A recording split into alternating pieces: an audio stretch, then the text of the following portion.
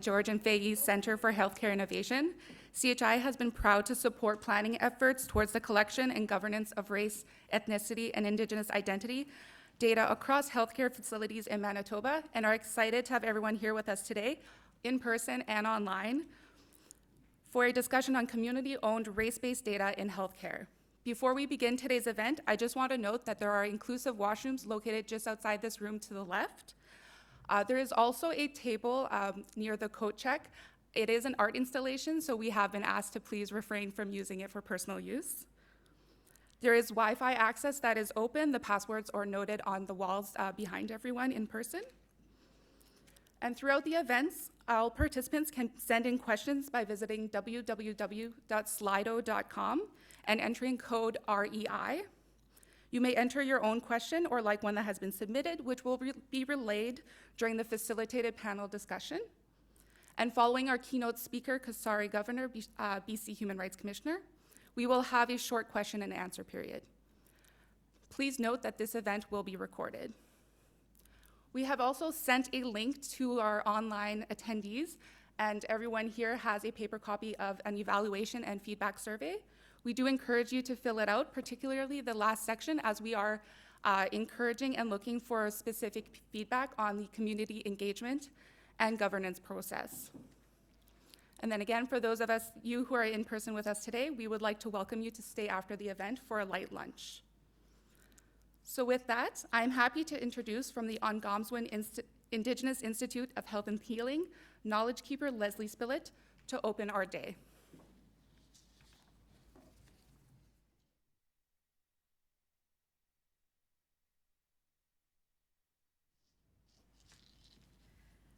So, hello everyone. Geji Gowiabik. My name is Painted Sky Woman. It's really beautiful to see all of you in this room. I don't know about you, but I'm still kind of recovering from COVID. And like, it just kind of still freaks me out to be in rooms where everybody is unmasked. And then you go into another room, everybody has masks on. And so like, I'm just thinking like, which is it? but so that's my recovery. I just have to still feel comfortable in places where, you know, people are gathered, because, you know, all of those, you know, the things that we were told over the last two and a half or almost 3 years kind of really hit home. And even going into stores and stuff like that, I'm definitely still in recovery. And I feel much more comfortable with masks on, but of course I honor your agency completely, and I'm really honored to have been offered this sema, this tobacco. I want to just to really start by kind of giving a little bit of understanding about why in some spaces we say what people might call a prayer or reflections. And that is we're invoking the spirits to come. That's kind of what we do when we say that. So it's not a prayer per se, but it's just asking the spirits to come, be with us. And we talk about the spirits, I think about, you know, we know that in our knowledge systems that there are other than human entities that interact with human beings and all physical things on this earth. That's kind of a core kind of a belief that we have. Sometimes we call them grandmothers, grandfathers, and also we have ancestors. So every single one of us have ancestors that have completed that journey and have gone back to that spiritual realm. And so when we say our names, I call my ancestors forward. I call my ancestors to be with me. And I think, you know, one of the ways that I understand that too, why we do that, is to announce ourselves, to declare ourselves, and to hold ourselves accountable for the words we say, the feelings that we have, the information maybe that we're giving. So it's a really, really important conversation that you're having. I know we have some real rock stars in Ongamazin, and I just completely respect and honor all of them. But I know too that leadership is not about being the first or being the only. It's about creating visions and then finding those folks that will come along with that vision. And so I honor the visionaries, but I also really honor those ones that say, yep, I'm right with you. And not in terms of a hierarchical kind of way of understanding, but in a collaborative and an honoring way. And I think that's how Indigenous people have survived here. And I think really how I understand it, the only way our human species is going to survive into the future, if we have a future. And so everything that I do, and I know my colleagues as well, is that we don't think of our own selves only, although we do think of ourselves, of course, that's a human, but how to be good relatives to one another, how we're going to uplift and care and learn and share and participate and all of those things, how we're going to hold each other up. That's how we're going to move forward together. And I think that the collaboration that happened during the pandemic was a really, really solid example of how, and man, this example needs to be multiplied and spread out all the time, because we put ourselves sometimes as human beings no, maybe I should not say that. Maybe we don't really. I know we think about our relatives, maybe that are being asked to leave homeless shelters now, but we need to activate that caring and that passion into really concrete steps to change those systems that continue to perpetuate these harms, this violence that takes place on our lands. And I'm thinking of Sundance today. Because it's pretty nice and cold out there, right? And I'm layered up. I'm actually kind of hot now because I've got 3 shirts on under this and pants and stuff like that. So I won't be long, but I'm thinking of Sundance today because that is my hope that, we all get through this beautiful time of winter. And in those Sundances, we sing and we dance all day and all night sometimes, and it's the most beautiful place in all of creation that I know of. And we have a song. It's all about giving thanks, thanks for our life. We go to that sacred place, to that tree of life to ask for our lives, and not only our own individual lives, but those are our families, our grandchildren, our great-grandchildren, if we're lucky to have those, and all of creation. So just remember who we are.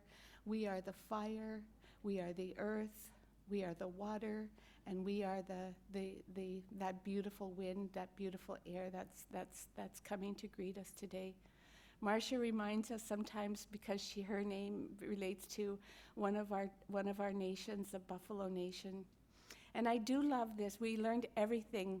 We learned how to live from the buffalo, some of the folks that had that relationship with the buffalo.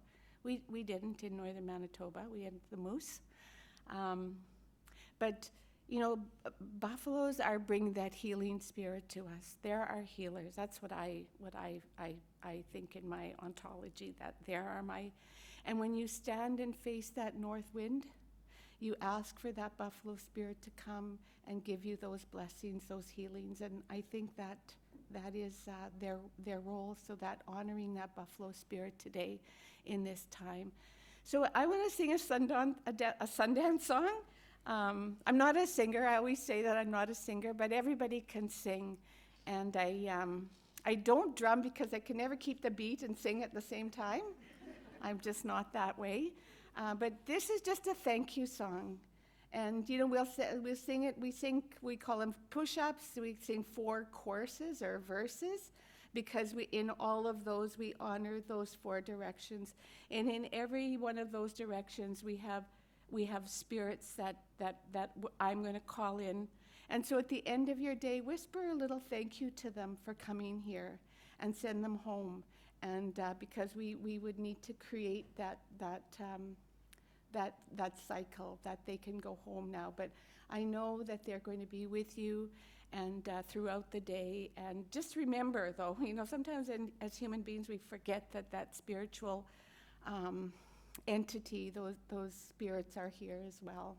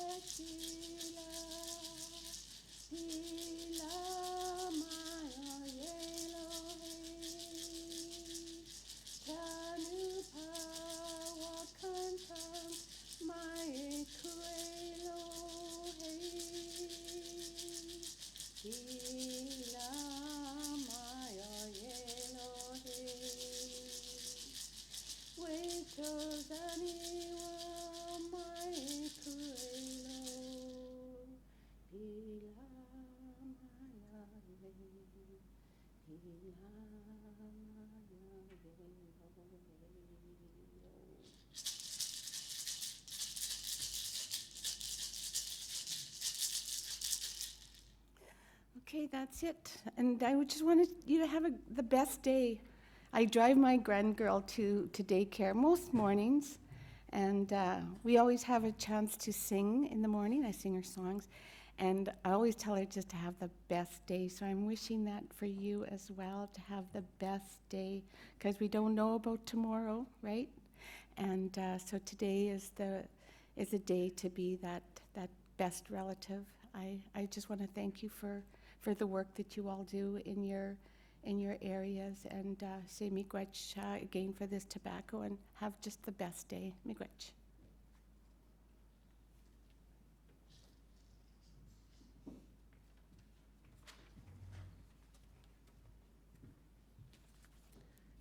Thank you, Leslie, for those thoughtful words and that beautiful song. I now want to extend our welcome to Monica Warren, Shared Health's Chief Operating Officer, Provincial Health Services, and Chief Nursing Officer, for our opening address.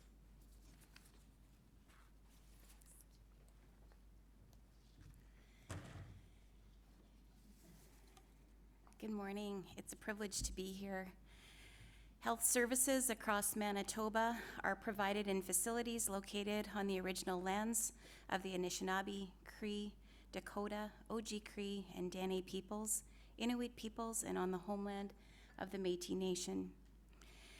Manitoba's health authorities respect that First Nations treaties were made on these territories, acknowledging harms and mistakes, and we dedicate ourselves to collaborate in partnership with First Nations, Inuit, and Métis peoples in the spirit of reconciliation. I'd like to welcome everyone to today's discussion on community-owned race-based data, a healthcare approach, shared health in partnership with Manitoba's health service delivery organizations recently released a statement on disrupting and dismantling racism in our healthcare system as only the first step in a journey toward greater equity in access to care, quality of care, and outcomes. The acknowledgement that racism does exist in healthcare as it does elsewhere in our society, and the commitment to name and address these acts and instances are important steps in our common goal of a health system that serves all Manitobans equitably. Healthcare workers are naturally caring and compassionate and do enter their careers in the health system because I want to make a difference. In our work, as in our lives, we all carry learnings and options that have been influenced by our upbringing, our experiences, and our surroundings. Recognizing that gaps exist in our own understanding, the privilege of our experiences, and the discrepancies that exist in access to health services for many Manitobans are important first steps towards meaningful change. I would like to read in part this morning from the health system's commitment to disrupt racism. Across Manitoba, health status and health outcomes vary across diverse Indigenous, Black, and racialized communities. There is widespread evidence across countries that Black, Indigenous, and racialized peoples receive differential access to the quality of health care. As a health system, and with the commitment and support of Manitoba's health system leaders, we are trying to take critical steps to disrupt racism and discrimination in all forms. One of those steps is the collection of race, ethnicity, and Indigenous identifiers, an initiative being led by Dr. Marcia Anderson on behalf of Shared Health. Together with the University of Manitoba's Ungama's Indigenous Institute of Health and Healing and the George and Fahey Center for Healthcare Innovation, health service delivery organizations will soon begin the collection of additional voluntarily provided demographic data related to race, ethnicity, Indigenous identity during patient interactions and registration.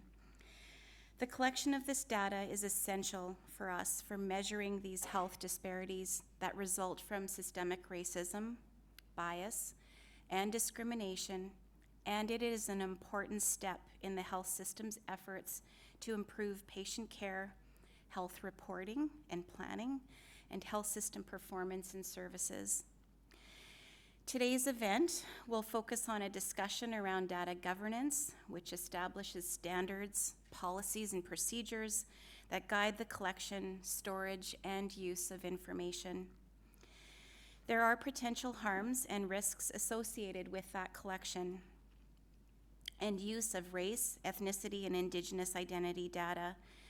Diverse community participation, transparency, and accountability through proper data governance are key to mitigating these risks. Community engagement is fundamental to the respectful collection and appropriate use of race, ethnicity, and Indigenous identity data. We need to hear your voice. We need to listen to your voices. Community members and local organizations can provide valuable input about health priorities in their communities, which can help inform data reporting.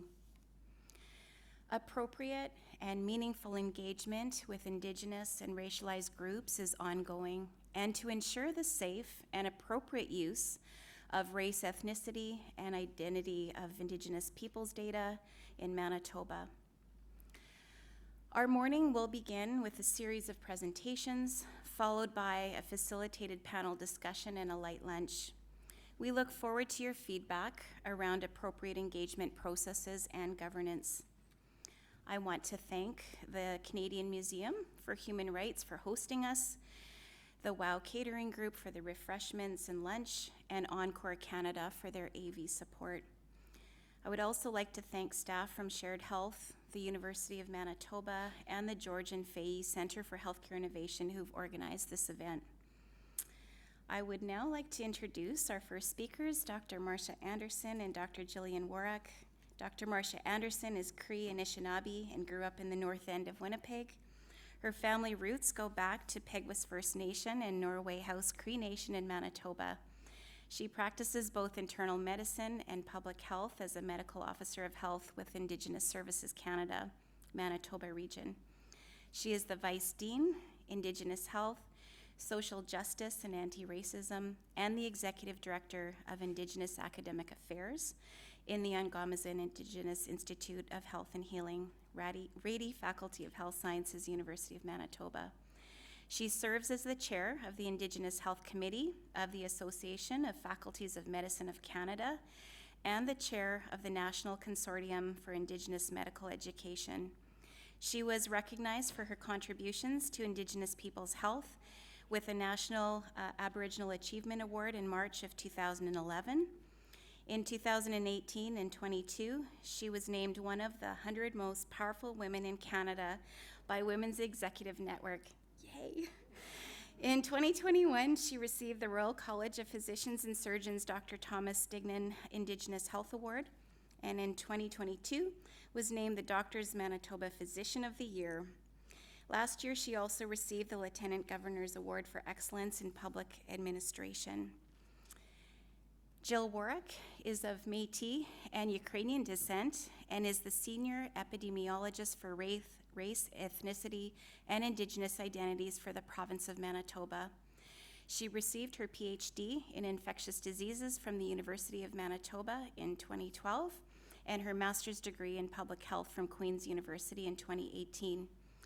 Throughout her career, Jill has been fortunate enough to work and live in a wide range of places from Yellowknife, Northwest Ontario's to Nairobi, Kenya. Her work and interest in the field of REI data governance, collection, analysis, and reporting has been long-standing, but intensified during COVID, when Jill focused on health data reporting for First Nation, Inuit, and other BIPOC communities. Dr. Anderson and Dr. Warwick were instrumental in reporting on COVID-19 disparities based on race, ethnicity, and Indigenous identity. That data collected allowed public health officials to determine which communities were being disproportionately impacted by the virus and allowed for real-time interventions such as targeted age population requirements for vaccine eligibility and drug interventions. Please join me in welcoming Marcia.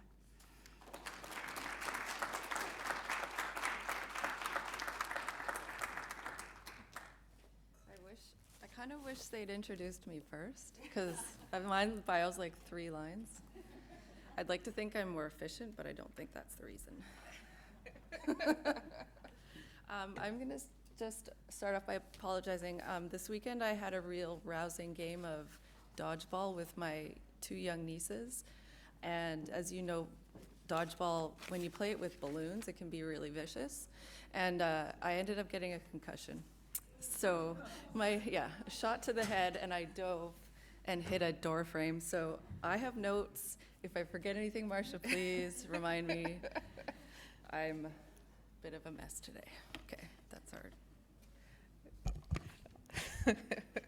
Mahamatakya pate dutuanamakiaye, Chekotapi chichi maskiki esquo nadishnikas, Nandawe benesik nadishnikas, Chante washtena pe chusa peye. So,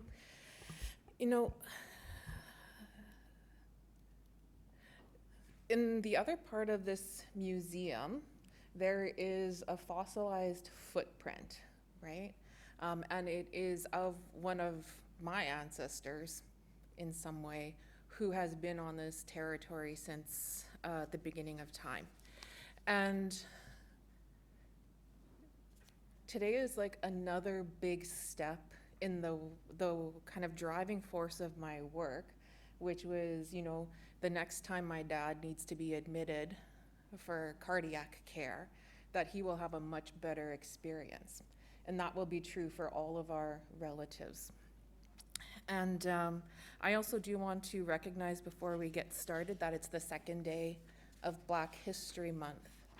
And, you know, a few months ago, my colleague Dr. Douglas and I were able to host two leaders from the Black Health Education Collective, Dr. Norum and Dr. Dryden. And one of the things that they talked about is how the Canadian state, in all its constituent parts, including healthcare, are really grounded in the two pillars of anti-Black and anti-Indigenous racism. And so, you know, as we reflect on Black History Month, I think about the work that we do both in solidarity and with specificity to support our collective liberation. Now, also before we get started with the presentation, one of the things that I want to note is because of how we advertised, we're not exactly achieving one of my goals, which was to have a majority Black, Indigenous, and racialized audience. And we actually have quite a lot of participation from outside of Manitoba. And so I'm going to ask two things, and this includes for the people who are joining us virtually. And the first is, because we really want to focus on dialogue with people who live in Manitoba and are impacted by systemic racism in healthcare in Manitoba, that if you're joining us from outside of Manitoba, that you embrace your role as an observer and learner in the proceedings. And then the second thing, and I'm going to remind us of this again later, is that the folks who are most impacted by systemic racism in healthcare, Black and Indigenous and racialized folks, are also underrepresented in those spaces where dialogue and decisions get made about us. And so today we do want to center the voices of Black and Indigenous and racialized people in the discussion. So I'll ask you to be mindful of that as well when there's time for question and answers and discussions. And we'll talk about this a bit in our presentation, but I'll also note that there are established, agreed to bilateral processes between actors of the Canadian state and First Nations, Métis, and Inuit citizens or nations when it comes to data sovereignty and data governance. So although we will talk about Indigenous data governance as well along the way, most of our focus and discussion today will be around how do we apply those same principles around community ownership and data sovereignty for diverse Black and racialized communities. Do you want to say anything else in introduction? No, I for sure had this thing about being a learner, like I'm here to be a learner because I'm white, but you said it, so that's, Okay. yeah, I'm just here to learn. Okay. I'm the data nerd. Yeah, Jill is actually the brain power behind all of the data that we have produced. So, as Monica said, and building on this statement that was made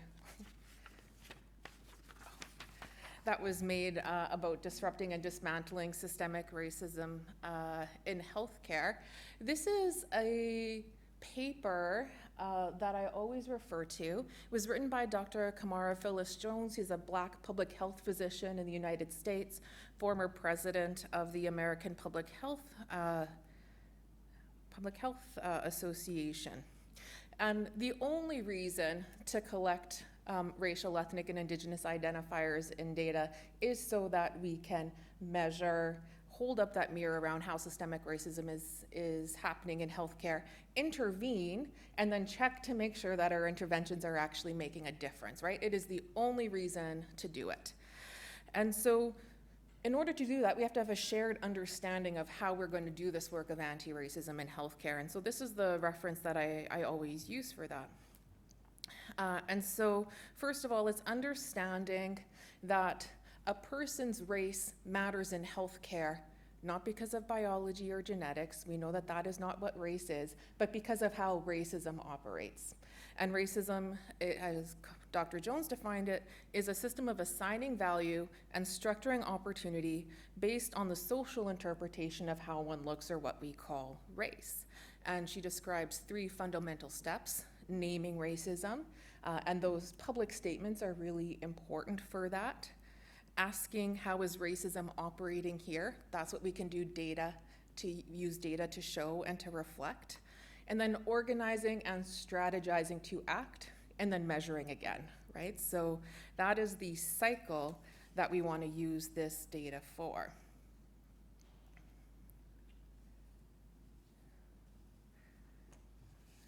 Okay, I'll speak a little bit now.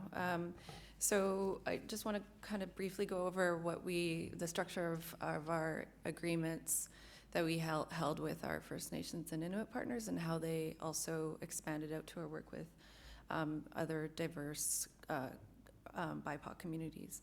So essentially, there had always been sort of discussion around data sharing, and I think COVID really solidified our ability to, it pushed people to sign those forms and get information sharing agreements done. And so we held 2 information sharing agreements. One was a tripartite agreement with First Nations Health and Social Secretariat of Manitoba, as well as with First Nations Inuit Health Branch in Manitoba. That's the federal body. And so and I'm representing Government of Manitoba, obviously, in this equation. And this information sharing agreement essentially said that we can share, Manitoba Health will share our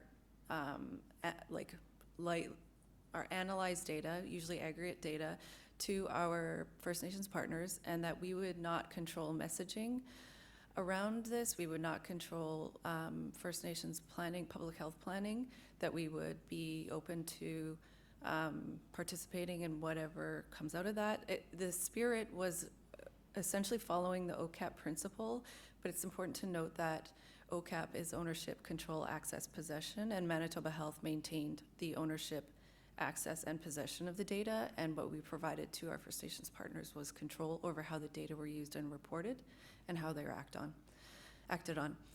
We held a similar information sharing agreement with our Inuit partners at Manitoba Inuit Association. We also worked a little bit with Nunavut government to share information during COVID around severe outcomes and anything that they needed around care and vaccination rates. And so briefly what would happen is somebody said, "What are you, the data gatekeeper?" And I was like, actually, I am. Yes, I am the gatekeeper. So people would come to me with requests, and this was anything from media to the Premier's office would ask me, would request data analysis from me around these types of data. And my job was to say, hold on. And then I would go to our First Nations partners, if it was First Nations data, Inuit partners for Inuit data, and talk to people who were representatives who worked with me around data governance and sort of use of the data and decided how data were used. And usually the response was like, yeah, we do want that analysis, but I would do the analysis and provide it back to the First Nations partners. And they could use the data how they wanted. If they wanted to report it back to the Premier's office, they could. If they wanted me to report it back to the Premier's office, I could. If the answer was no to the Premier's office, then that was the answer. And I was really fortunate to have a lot of support from my leadership within Manitoba Health that I could say no if I had to. Because really, any information that we provided upwards and outwards within the province couldn't happen without us bringing everybody into the loop right at the start. There was no point in us making decisions at the provincial level and then going to our First Nations partners and saying, here's what you're going to do for vaccination. That's not how you build a successful intervention. So that's about it. So essentially, that's how I worked with our First Nations and our Inuit partners. We were unfortunately unable to come to a terms of agreement with Manitoba Métis Federation. We did try. And then when we started really kicking up this REI data collection and analysis, I was fortunate enough that my leadership again allowed me to provide to apply the same principles, where any data analysis and reporting was planned and interpreted by our working group of people who were involved in data governance, and primarily consisted of people of color. So it wasn't my job. My job was, again, just to be the data nerd. But go ahead. Okay. So we're going to talk a bit about what we did during COVID, just as an example of how we tried to take care around data governance to fulfill that goal of minimizing potential risks and maximizing the likelihood of benefit. And so, you know, very early on in COVID, as a First Nations physician, I knew we had to have First Nations specific data, and there were lots of broad calls from diverse Black, Indigenous, and racialized communities for broader disaggregated data as well. So a number of my friends got calls or emails asking them to participate in an expert working advisory group. As Jill mentioned, it was mostly Black, Indigenous, and racialized folks. And we really spent lots of time talking through data governance, and, you know, we had a very rapid turnaround, right? Like, the pandemic hit Manitoba in March. We rolled out REI data collection in May. So we knew it wasn't going to be perfect when it comes to data governance, but it had to be a good enough starting point. We went through a lot of different data governance principles, including OCAP, which Jill already mentioned, which is First Nations specific data governance standards. EGAP, which was developed by a Black Health Collective in Ontario. And the CARE data principles are International Indigenous Data Alliance standards, and they all are around articulating how you enact rights and data sovereignty over this type of data. Now, as I mentioned before, we do not have the type of representative workforce that we need, including the type of diverse expertise that we needed. And so the type of expertise that we had on our working advisory table included experts in critical race theory and in human rights and anti-racism. We had a stellar epidemiologist, public health, and we had, I mean, it was the best part of the work of the pandemic was the meetings that we had with them. And then, of course, we had Jill acting as our gatekeeper. And, you know, when you say no to the Premier's office, that doesn't go over very well. And yet there were times when that is exactly what we had to do, because in the analysis of things, it seemed like the risk of harm was greater than the potential for benefit. And a key role, I think, in data governance is earning and then maintaining trust of the communities that you're meant to be serving with that data. So we're going to present a little bit of the data now to just highlight how we did go about using it.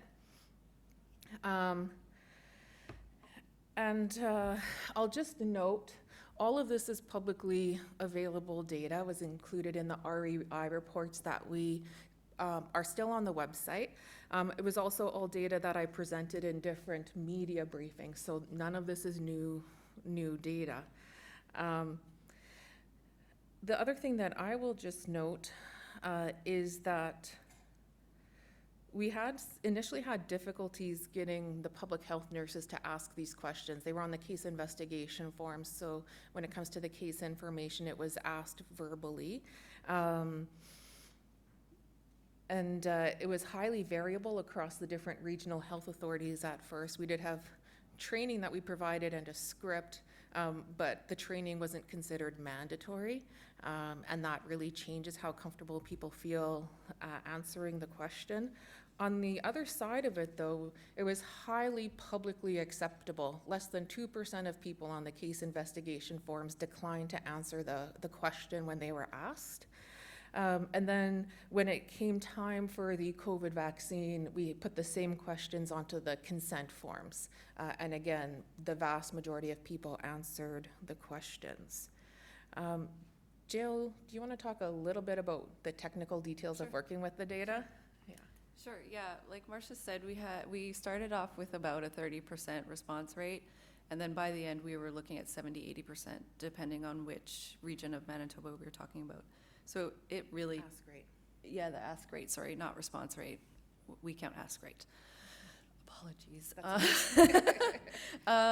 So these data were, the data itself was sort of a question of how do you self-identify, and then there was a list of options, like, I actually have it here so I don't forget. African, Black, Chinese, Filipino, Latin American, North American, Indigenous, South Asian, Southeast Asian, White, and other. And under other, there was an open text. You could write whatever, however you felt you were, especially with the vaccine consent form, because you were mostly, for the most part, filling it out yourself. We were really lucky that this got attached onto the vaccine consent form, because we were able to collect data on well over 700,000 Manitobans. Like, it's a big mass of data, and probably the biggest technical issues were around when people responded to other was interpreting what they had then responded in there, but it all worked out in the end, and I think we were able to use these data to show some pretty stark effects of COVID on people belonging to a BIPOC community. And I want to just start off by saying, in all of these figures, we are comparing white people to what we call BIPOC community members. We in no way, shape, or form consider that a BIPOC community is one community. We are simply trying to do high-level explanation of the differences that are experienced by people of color versus white people in Manitoba, to come to at least, it's like a starting point. We do have the capacity to break down our analysis based on what people actually answered. I believe that's all I want to say. Okay, so what this graph is showing is COVID cases in Manitoba over time. And what I'll draw your attention to is that, and I'll just note too, that according to the census, about 65% of our population identified as white, and about 35% identify as a member of some diverse Black, Indigenous, or racialized community. So you can see up until about halfway, it looks pretty even between folks who identify as white and folks who identify as a member of a diverse BIPOC community. And that in of itself is actually a gap, right? Because the bar representing white people should be twice the height of the other bar. And then from that point on, the gap where most, like significantly more cases, and the majority of cases are happening in BIPOC communities, starts around January of 2021. And what happens at that time is actually the vaccine rollout starts. It's the timeline slide. Yeah.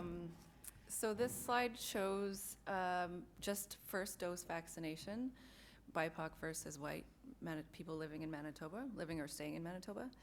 And what I wanted to sort of point out here is the bluish line are the white members and people living in Manitoba, and the salmon colored line are people belonging to a BIPOC community, and that there is a noticeable lag in uptake of vaccine for the first dose. And this, again, because this is a timed vaccine, it's reflected in second and third doses as well. After that, it gets a little murky because people became vaccine tired, and so vaccination has become more spotty. But I think there are two main reasons probably that resulted in this lag. One is possibly age eligibility. So the age cutoff for vaccination at the start was like 80 above, 70 above, and so we are aware that our communities in Manitoba, our white community is older. And so we were mostly saying if you're white, and old, and you get a vaccine, which doesn't work for everybody.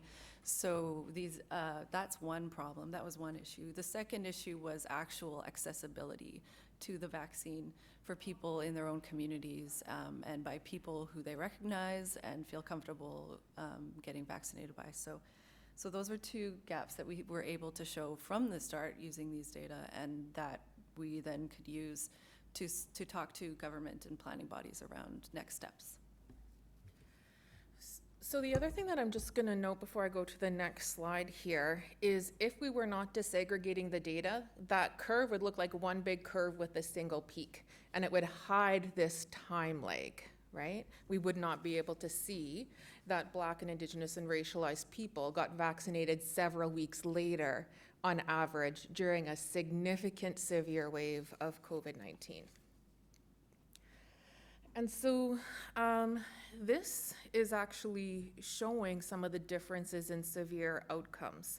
And so you can see in the hospitalization rate that the rate of hospitalization, so COVID-19 that was severe enough to require hospital-based care, was over 3 times higher for members of Black and Indigenous and racialized communities. And that also those hospitalizations were occurring at a significantly younger age, an average age of 46. And what I think is, an important way to understand this is that life expectancy on average is significantly lower for Black and Indigenous and some racialized communities. There's a lot of diversity when we start looking at other racialized communities, but it is certainly lower for Black and Indigenous peoples in the neighborhood of 11 to 20 years older, right? So this is not at all unexpected. And for life expectancy to be lower, there has to be much higher premature mortality, right? And so risk at age 46, as is shown here, is different for Black and Indigenous folks compared to risk at age 46 for white people. And if we're planning in colorblind ways, we end up creating and contributing to these kind of gaps that we see. And so you can see that what we've shown there, because we were using this kind of data to analyze how the policy and program decisions were affecting Black and Indigenous and racialized communities, that there was a difference of 3 to 4 weeks between when the average person at age 46 who was at risk of a severe outcome was eligible to get the vaccine. And I'll also just note for those of you for whom this is a bit fuzzy, maybe by choice, that around this time, in January to March of 2021, there was a ton of public narrative coming out around how most people who were in the hospital had not chosen to be vaccinated. And what we were able to show was it wasn't that it was a choice, it wasn't an opportunity, right?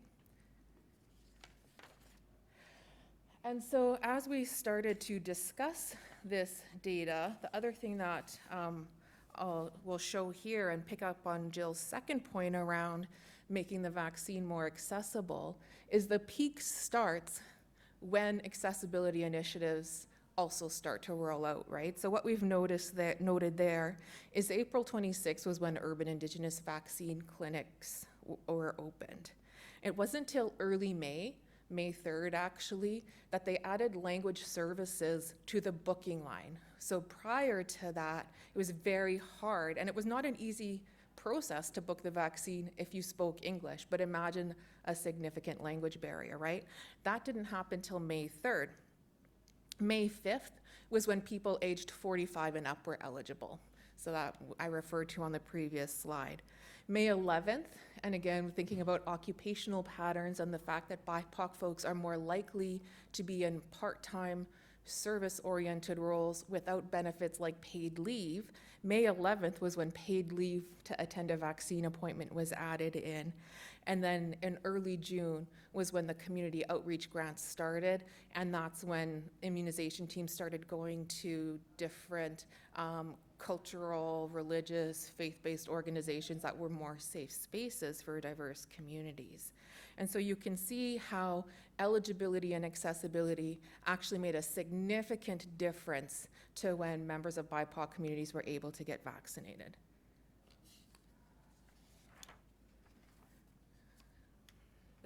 This is definitely the last data slide, so don't worry, we're almost done. So I think what these data show are that is sort of the effectiveness of when we change eligibility, we change our public health practice as a result of data collection and how that is actually reflected in outcomes.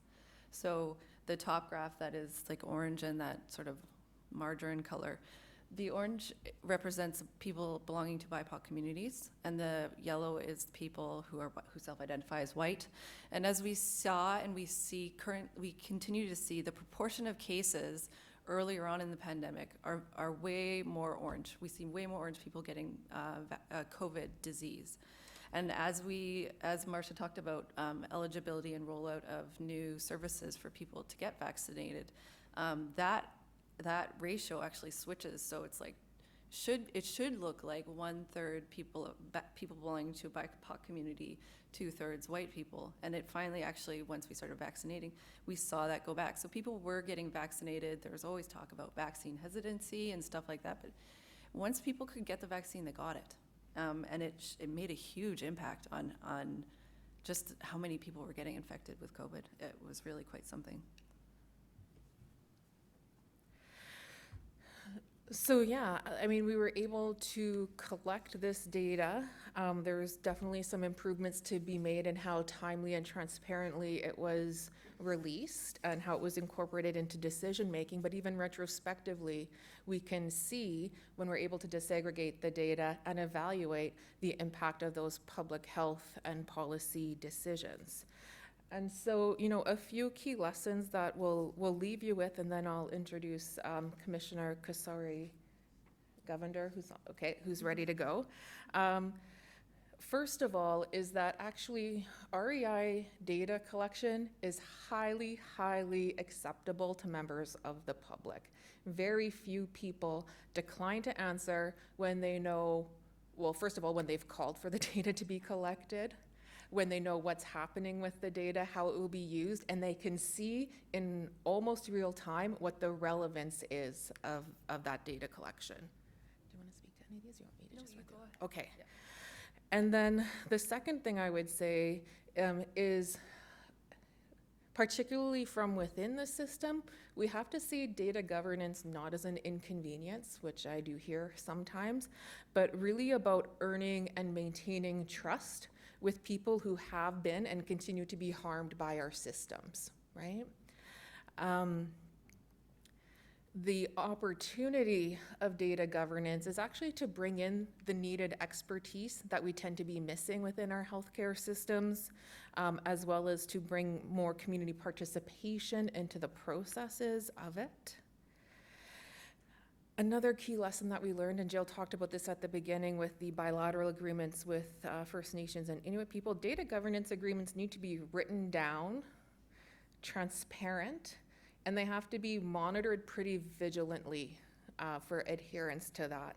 And it's interesting to me, there's like, there's a ton of pushback on the terms compliance and adherence when we relate it to patients.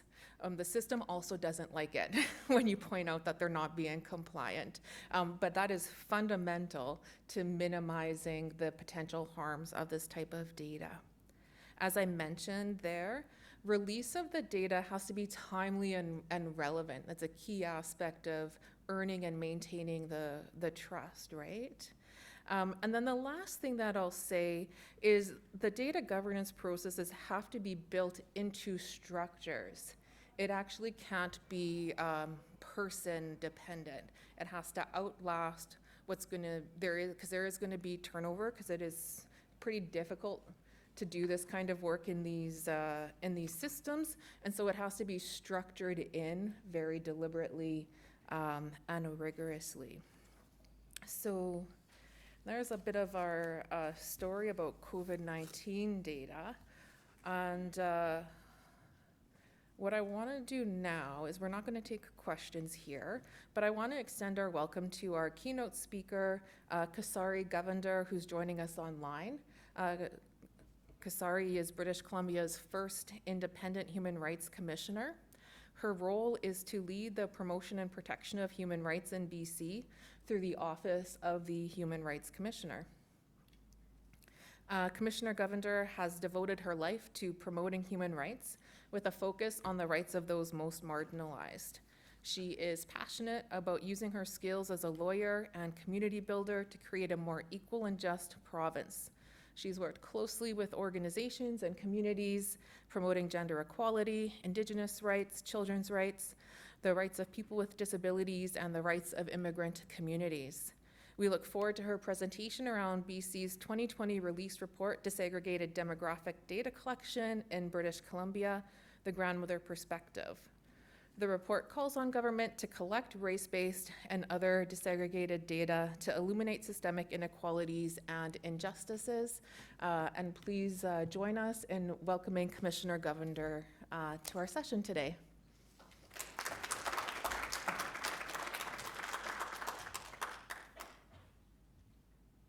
Thank you, Marcia, and thank you so much for the opportunity to be here with you today.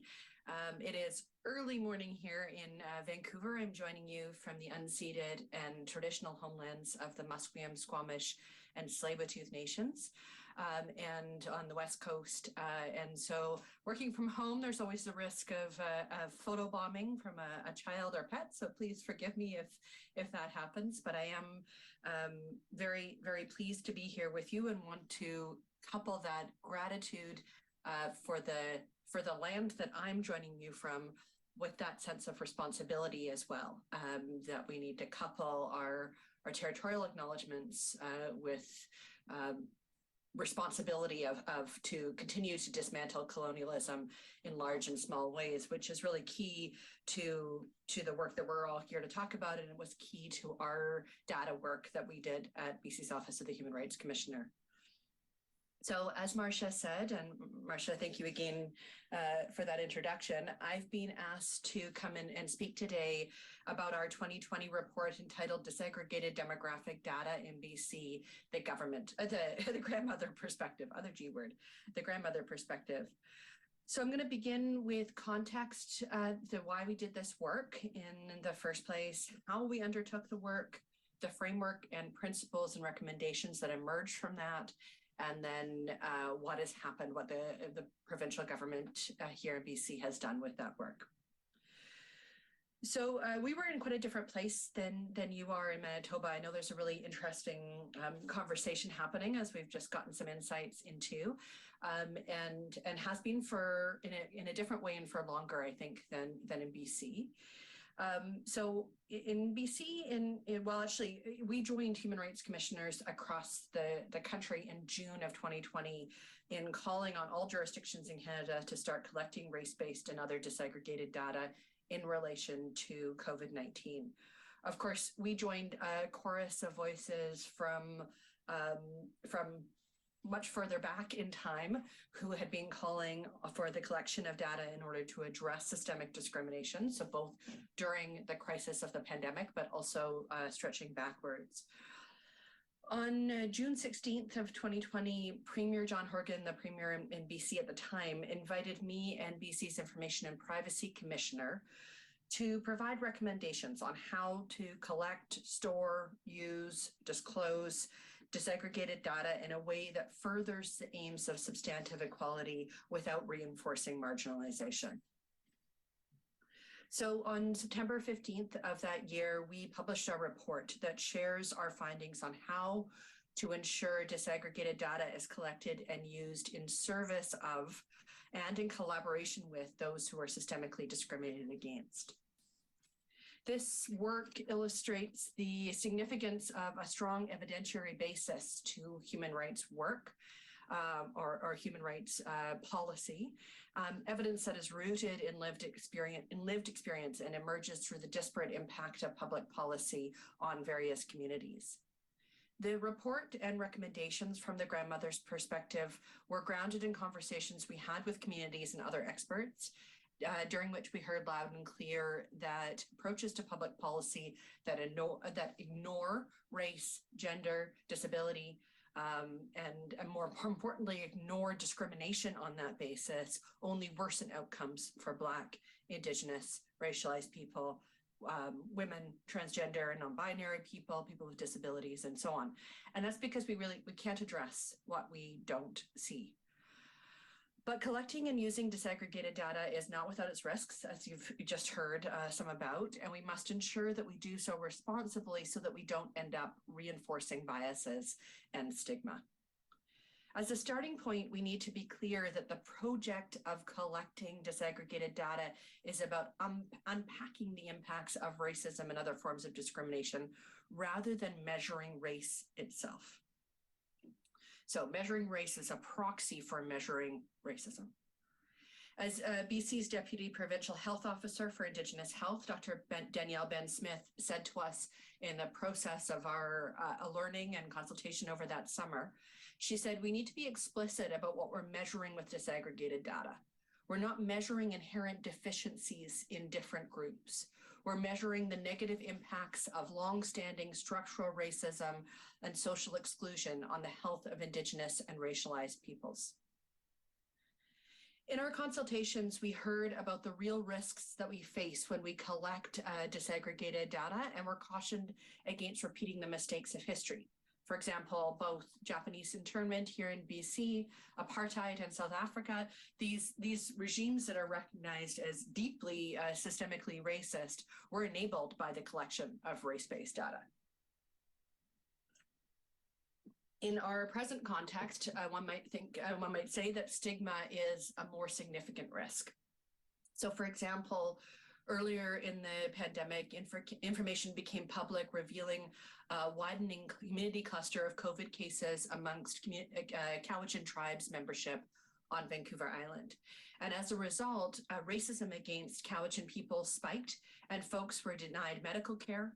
Online comments called for people to be terminated from their jobs. And some businesses denied services or entry to Cowichan people. In another example, my office conducted extensive research on systemic racism in policing in BC. So it's a whole other report that we produced, and our research supported what many in community have long known, that there are significant disparities in the impact of certain policing practices on Indigenous, Black, and other racialized communities. So for example, Indigenous men are 17.3 times more likely to be detained by police in Vancouver than non-Indigenous men. And while the research literature indicates that women tend to be significantly underrepresented in police arrest statistics, in our study, Indigenous women emerged as a glaring exception to this general rule. Compared to their presence in the general population, Indigenous women are grossly overrepresented in arrests involving the Vancouver Police Department and significantly overrepresented in arrests involving both the Surrey and the Prince George RCMP. For example, Indigenous women are more than 15 times more likely to be arrested in Vancouver than white women. So knowing this data alone without any further analysis could lead to stigmatization that Indigenous people are somehow inherently more likely to be involved in criminal activity than non-Indigenous people, and therefore perpetuating the very stereotype that we are working to undermine. But importantly, our work didn't stop there. We outlined in this policing report 3 dominant explanations for this disparity. The bias theory, in which the overrepresentation of Indigenous, Black, and other people of color in police statistics is attributed to discriminatory treatment by the police and others within the criminal justice system. Discriminatory treatment may include higher police surveillance of Indigenous and Black people and communities in which are predominantly Indigenous and Black, as well as discriminatory exercise of officer discretion. The second causal theory is civilian bias theory, in which the racial bias of complainants or victims increases the likelihood that incidents involving Indigenous and Black people are reported to the police. And third, the offending thesis, in which higher rates of offending by Indigenous, Black, and other racialized people are attributed to a complex array of factors, including colonialism and slavery, rather than inherent or behavioral tendencies. So while it's not easy to isolate the cause of these significant disparities in policing outcomes, all of these possible causes show the long-term impact of systemic racism and colonization. We have clear data that shows that in some circumstances, the problem does clearly lie in the bias of police officers. For example, the most notable statistical disparity in the information from the Vancouver Police Department is that Indigenous people make up 23% of all proactive street checks. So some people, that's carding or street checks, so it's kind of equivalent processes. While we know that 55% of the street checks involving Indigenous people were the officer checking on that person's wellness or safety, even accounting for checks conducted for a person's well-being, street checks continue to disproportionately impact Indigenous people and can result in the harms discussed below, in the report, regardless of intent. And regardless of the cause, police forces, alongside other actors in the justice system and across government, have an obligation to proactively tackle systemic inequalities that impact Indigenous people, Black people, and other racialized groups. This is what human rights and constitutional law require. There are protections for substantive equality because inequities are too often revealed through the exercise of police power, and therefore police bear a significant burden to address them. So I give this example, I know we're here mostly to talk about race-based data in the context of healthcare, but I think this is an important example to kind of trace through how we can how we can collect race-based data, and I'll continue with some of these examples, how this example worked and how we collected that data. But also to show that there are these inherent risks and how some of those risks can be overcome. So, for example, this causal analysis can be essential to guarding against the risk of stigma.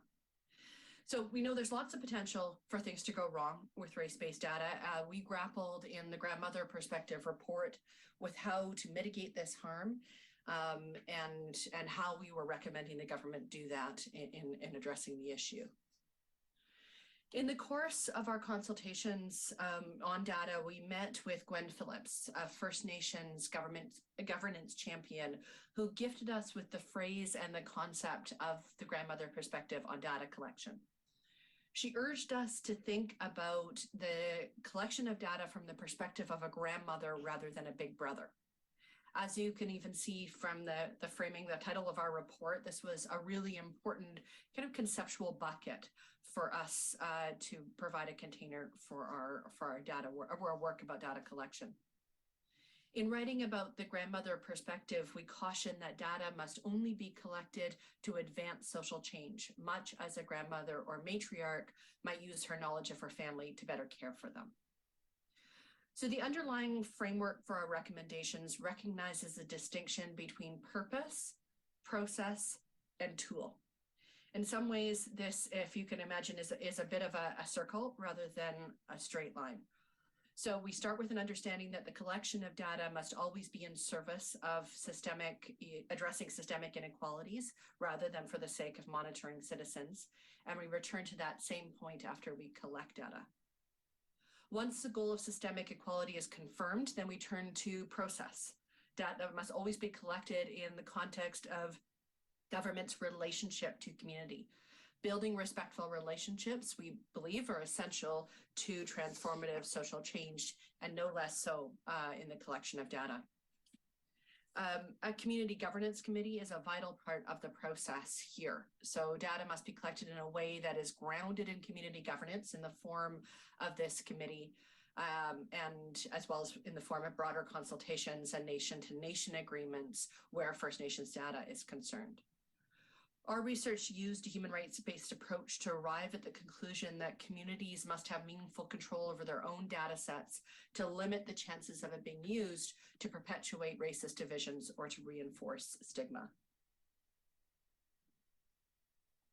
So there's a shift from control to care, which is aligned with the grandmother perspective. There are also concrete, practical outcomes to centering trust and relationships in the process.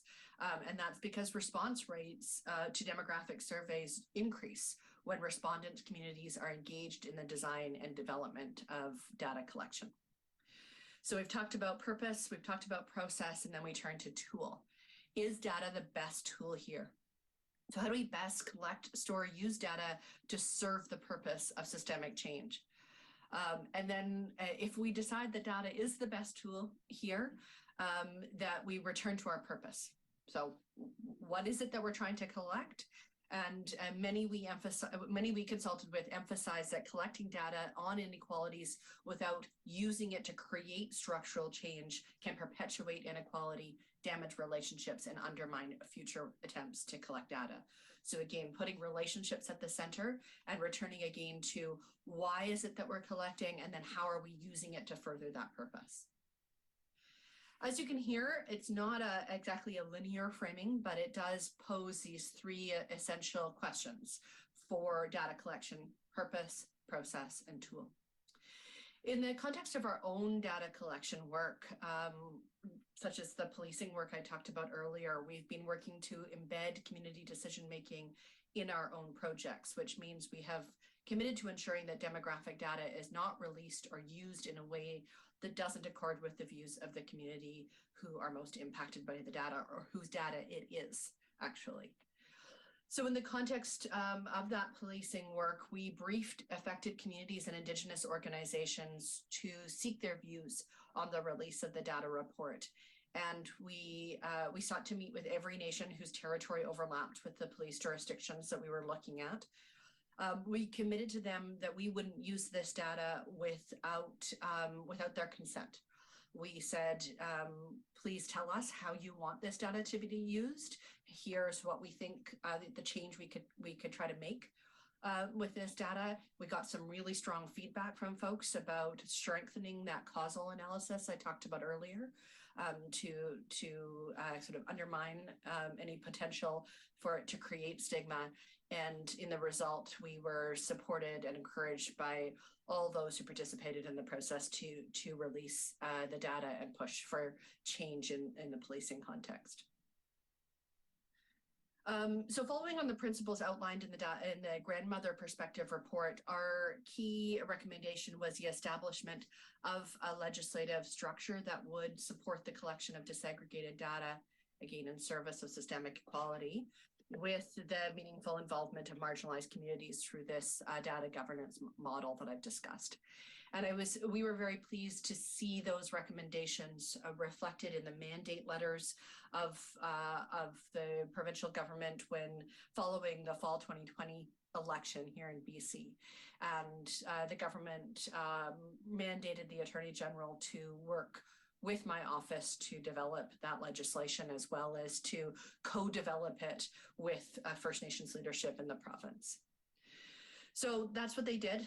They developed legislation, and it was brought into law last spring. I believe it was April.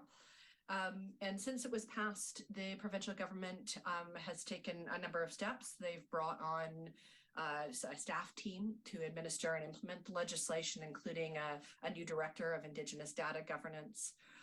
They've struck the Anti-Racism Data Committee. They have tasked that committee with providing input into how demographic data will be collected and used. And that committee is engaged in further consultation on that. They've released a voluntary population survey of British Columbians, they will be in the spring. And then using that they're going to invite about 800,000 households. And then they're going to link that to existing program data and use it to analyze who's using the programs. And then they're going to hopefully use that to create good public policy to reduce the impact of systemic inequality. The first data directive under the Act, so the Act provides for the creation of data directives, and the first data directive will address cultural safety with the intent to provide all public bodies in BC that fall under the Act now or could fall under the Act in the future. And it's focused on core government at this point, and with the intention to expand. And they're trying to provide direction to those who are covered about cultural safety issues. By the 1-year mark of the Act's passage, so I guess June, research priorities will have been developed with Indigenous peoples and other racialized people, and those will be released. So just before wrapping up and turning to questions, I did want to talk about the one piece of this that to me is not a good news story about the trajectory of the report to the legislation. Because another key recommendation from our report was a focus on intersectionality. So the need to understand demographic data through the lens of the whole person with all their intersecting privileges and oppressions. This was a disappointment for us with the development of the BC legislation. In our proposed legislative model, the act would have been focused on addressing systemic inequality generally, not just systemic racism. Unfortunately, that was not the path that the government took. The government did create the Anti-Racism Data Act. And in my view, if the data fails to reflect the multiple identities that we all wear, it could end up re-perpetuating social inequalities rather than dismantling them. So if we examine racism in isolation for sexism, we risk establishing men's experiences of racism as the norm and rendering the specific needs and experiences of women and gender diverse people invisible in both the data and in the resulting public policy that comes from that data. So, for example, we know we face a devastating crisis across the country in the number of Indigenous women and girls who have gone missing and been murdered. We cannot effectively address this issue in law, policy, or practice if we don't understand how the violence they face is at this unique intersection of gender and race, or more accurately, misogyny and racism and colonialism. So put another way, violence against Indigenous women and girls is directed at them because they are Indigenous and because they are female identified. The National Inquiry into Missing and Murdered Indigenous Women and Girls, as we know, calls this ongoing crisis a genocide. Many of the recommendations of the inquiry were targeted at this unique intersection. For example, one of the recommendations was to establish and sustain funding for Indigenous-led transition housing and second stage housing for women and gender diverse people leaving violent relationships. Without understanding the ways in which our identities intersect and therefore how the different forms of oppression intersect, I think, again, we risk perpetuating the status quo because we know we see dominant worldviews without even knowing that's what we're viewing the lens through. If the inquiry if the national inquiry had been focused more generally on violence facing Indigenous people of all genders, the changes needed to support culturally appropriate gender-based violence prevention services could well have been omitted or silenced. So thank you so much for the opportunity again to be here. I really do believe that carefully curated data collection and disclosure can lead to better public policy. And I'm always pleased to be engaged in this conversation as we continue to work through in our various jurisdictions about what this means. I'm happy to pause and answer questions here, actually wrap up and answer questions here. I know we're behind time, so I will leave it to Marcia or others about the best way to proceed at this point. Well, please join me in thanking Commissioner Govender.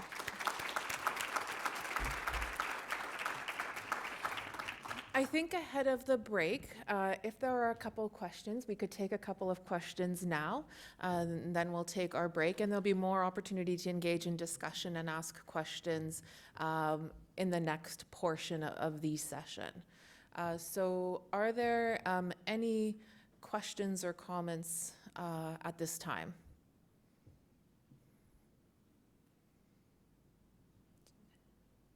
Do you have anything online? Our online questions are more towards your original discussion.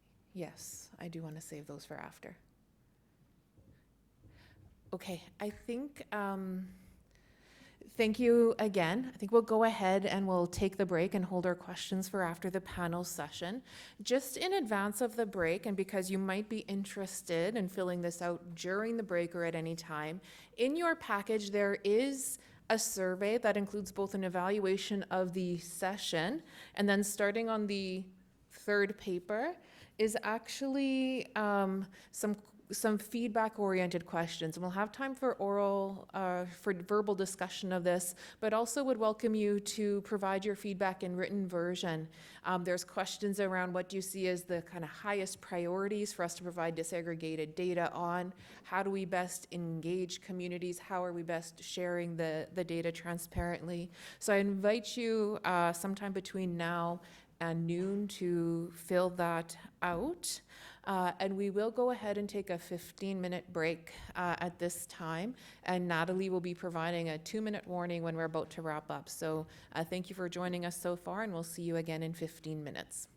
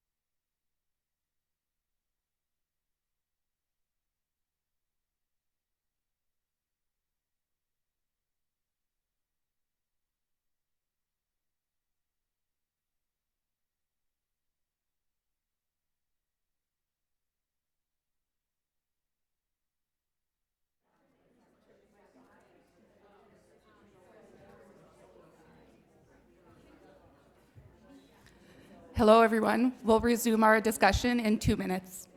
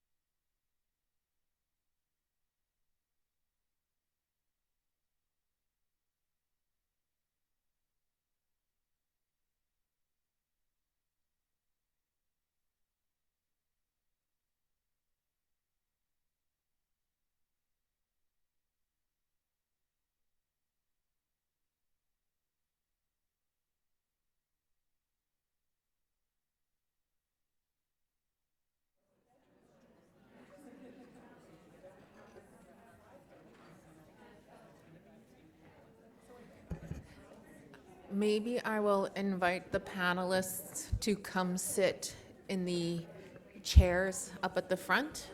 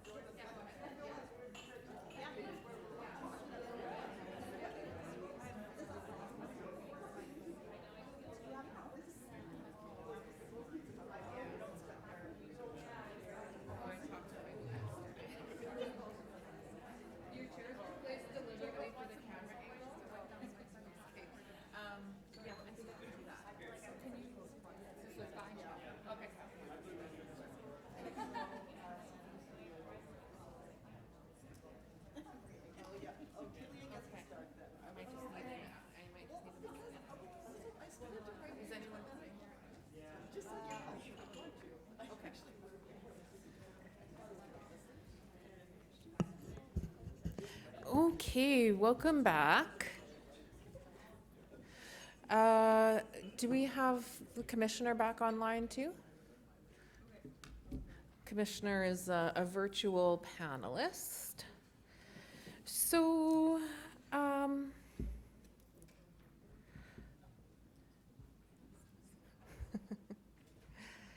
so what we'd like to do now is I'd like to introduce you to some different folks I have been working with.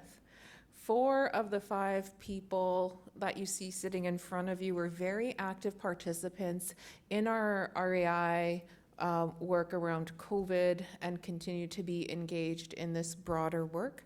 They brought that significant and very necessary expertise that we didn't have within the healthcare system, but needed in order to try to manage this work.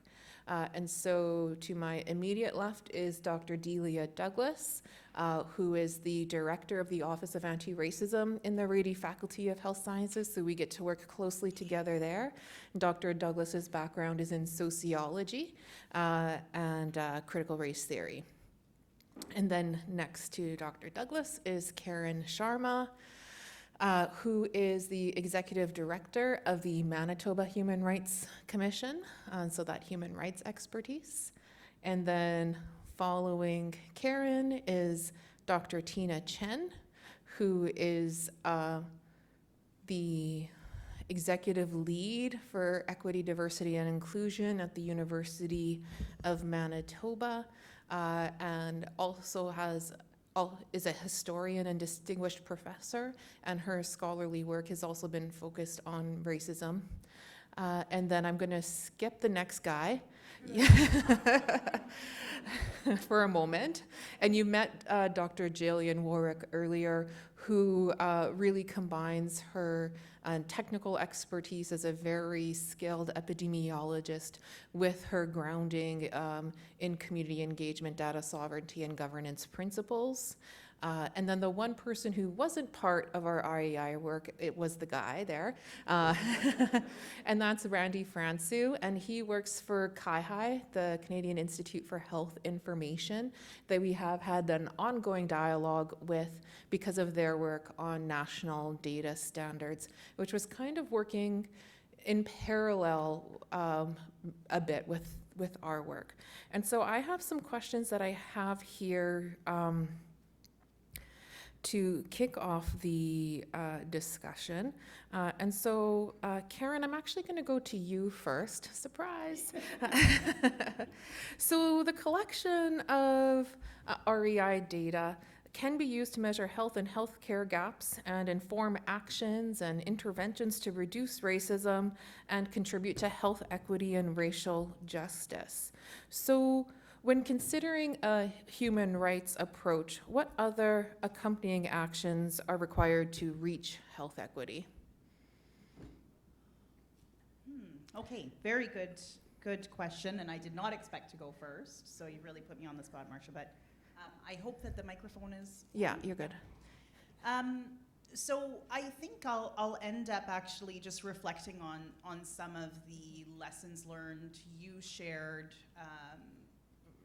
in relation to the COVID-19 pandemic and the data that was collected through that experience, but also some of the principles that Kasari shared, that inform a human rights-based approach to equity data collection.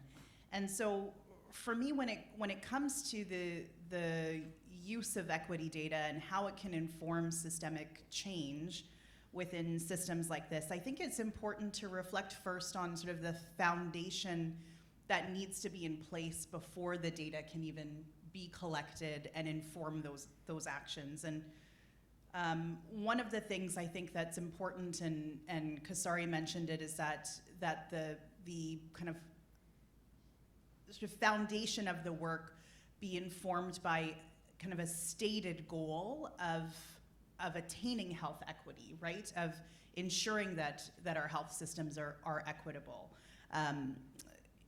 I think that, our experience as it related to COVID-19, we recognized that there needed to be equitable approaches to dealing with the COVID-19 pandemic and ensuring that in particular, BIPOC communities were not experiencing inequitable access to care, to vaccines, et cetera. But, I think as we're reflecting, or certainly when I think about my experience sitting on the advisory committee at that time, it took us often coming back to, okay, why are we collecting this data? How is this data being used? And sort of recentering ourselves around that goal, when you were receiving those data requests and we were thinking about what will the release of this data mean. So really centering ourselves around that stated goal of the data collection being equity focused. And accompanying that, I think there has to also be a stated recognition that we are not providing services in an equitable way. So an actual recognition that inequity exists within our systems, and inequity exists within healthcare. And you know, we as sort of leaders within the various systems that we occupy have to be able to point to the ways in which, if we're talking about race-based data collection, that systemic racism exists. Point it out, be able to name it, be able to talk about the ways that it lives in our system. So I think those two things really are foundational in order to even, you know, contemplate the exercise of equity data collection. And then, of course, as Kasari mentioned, there has to be a commitment to not only collecting the data, but how that data will be used to measure equity. So there needs to be a commitment to those actions that accompany the data collection plan. So really, for me, when it comes, data collection can't be done in the absence of a broader equity plan within an organization, and sort of a stated commitment to this is why we're doing it, this is the vision that we have for the future, and this is the manner in which we plan to use this data. I think, you know, we heard in some of the introductory statements references to community engagement. I think it's really important that we move past community engagement and talk about community ownership, because you know, we also heard about the ways in which data can be used in a manner that advances harm. So, you know, when we talk about, okay, what are the actions that data can inform? Before we even talk about those actions, I think we have to think about the foundation in which data collection occurs and the actions that need to predate data collection in order for it to be done in a manner that advances equity.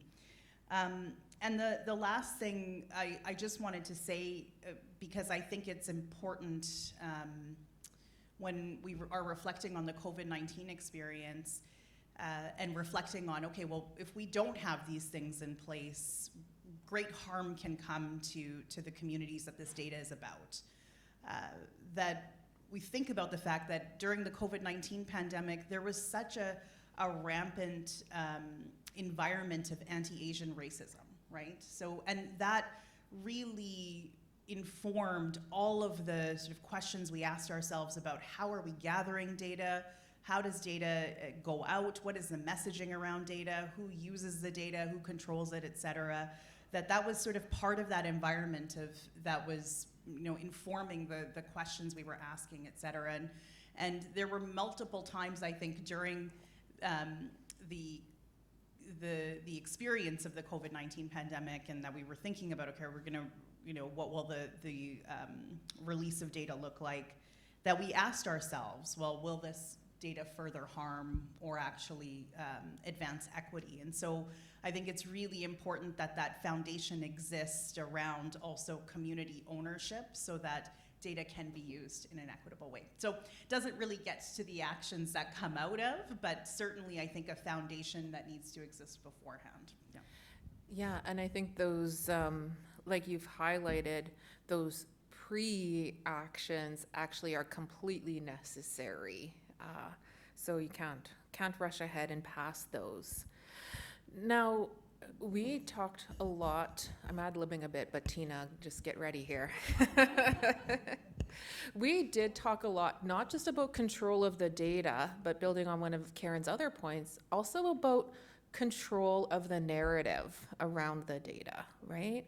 And so I'm just wondering if maybe building on some of Karen's comments, our experience together, your expertise as a historian of racism almost, if you want to talk a bit more around those safeguards and considerations needed, you know, even from our experience or what we should be considering going forward to ensure that this data does not contribute to further harm, but so that we can maximize its potential benefits.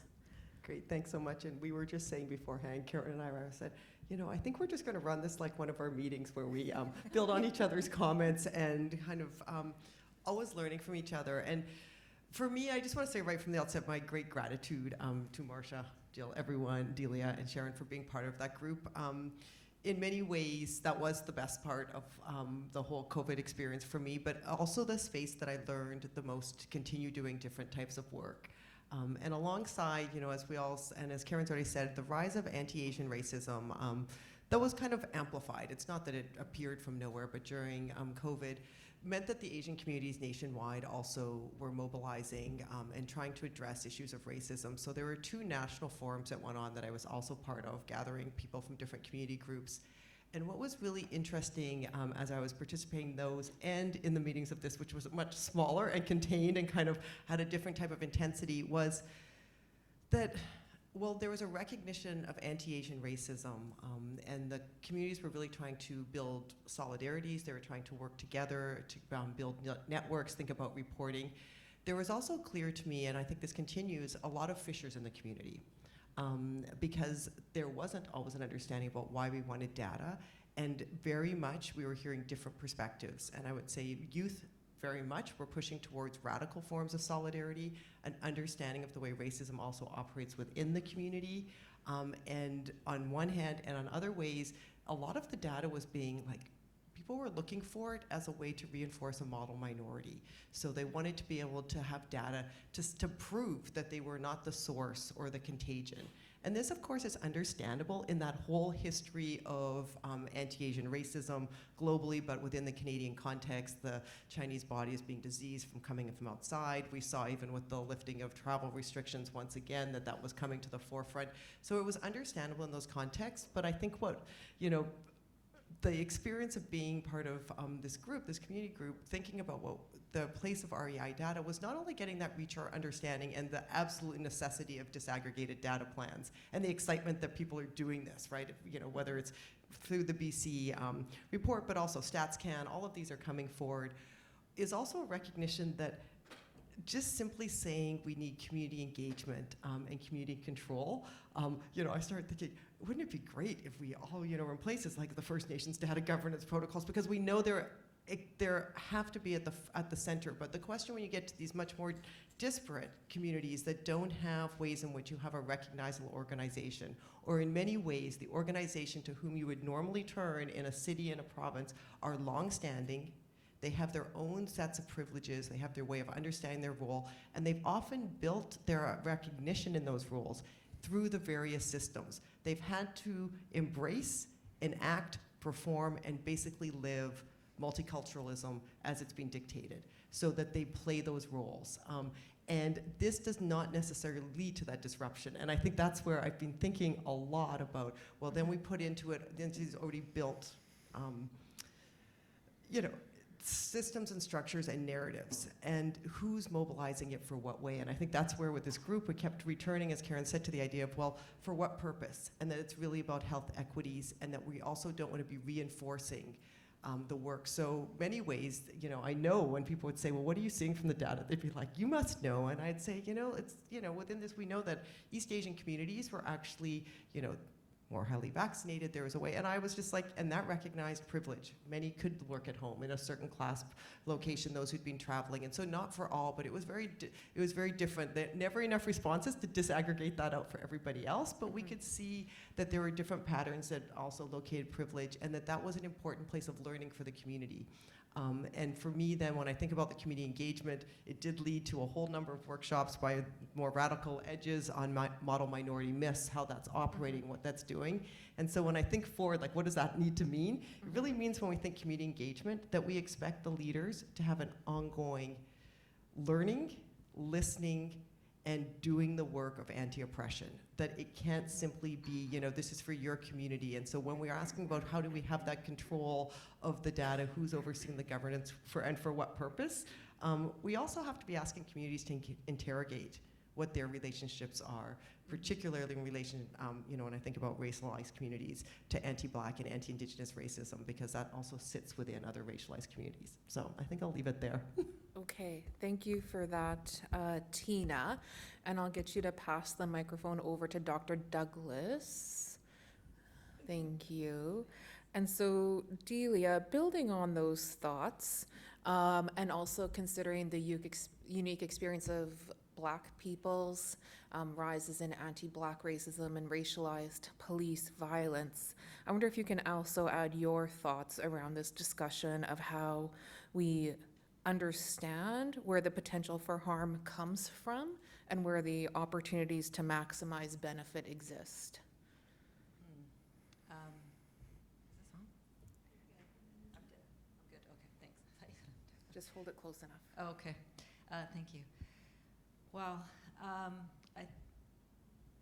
many things come to mind at the moment. One is linking what Commissioner Govender was saying with respect to policing and the data that was revealed in British Columbia, and thinking about, firstly, the most obvious would be the murder of Mr. George Floyd, which was in May of 2020, and the global protests that were elicited. But I'm thinking about also what came out of the meetings was, well, we know that hate crimes increased dramatically across Canada throughout COVID.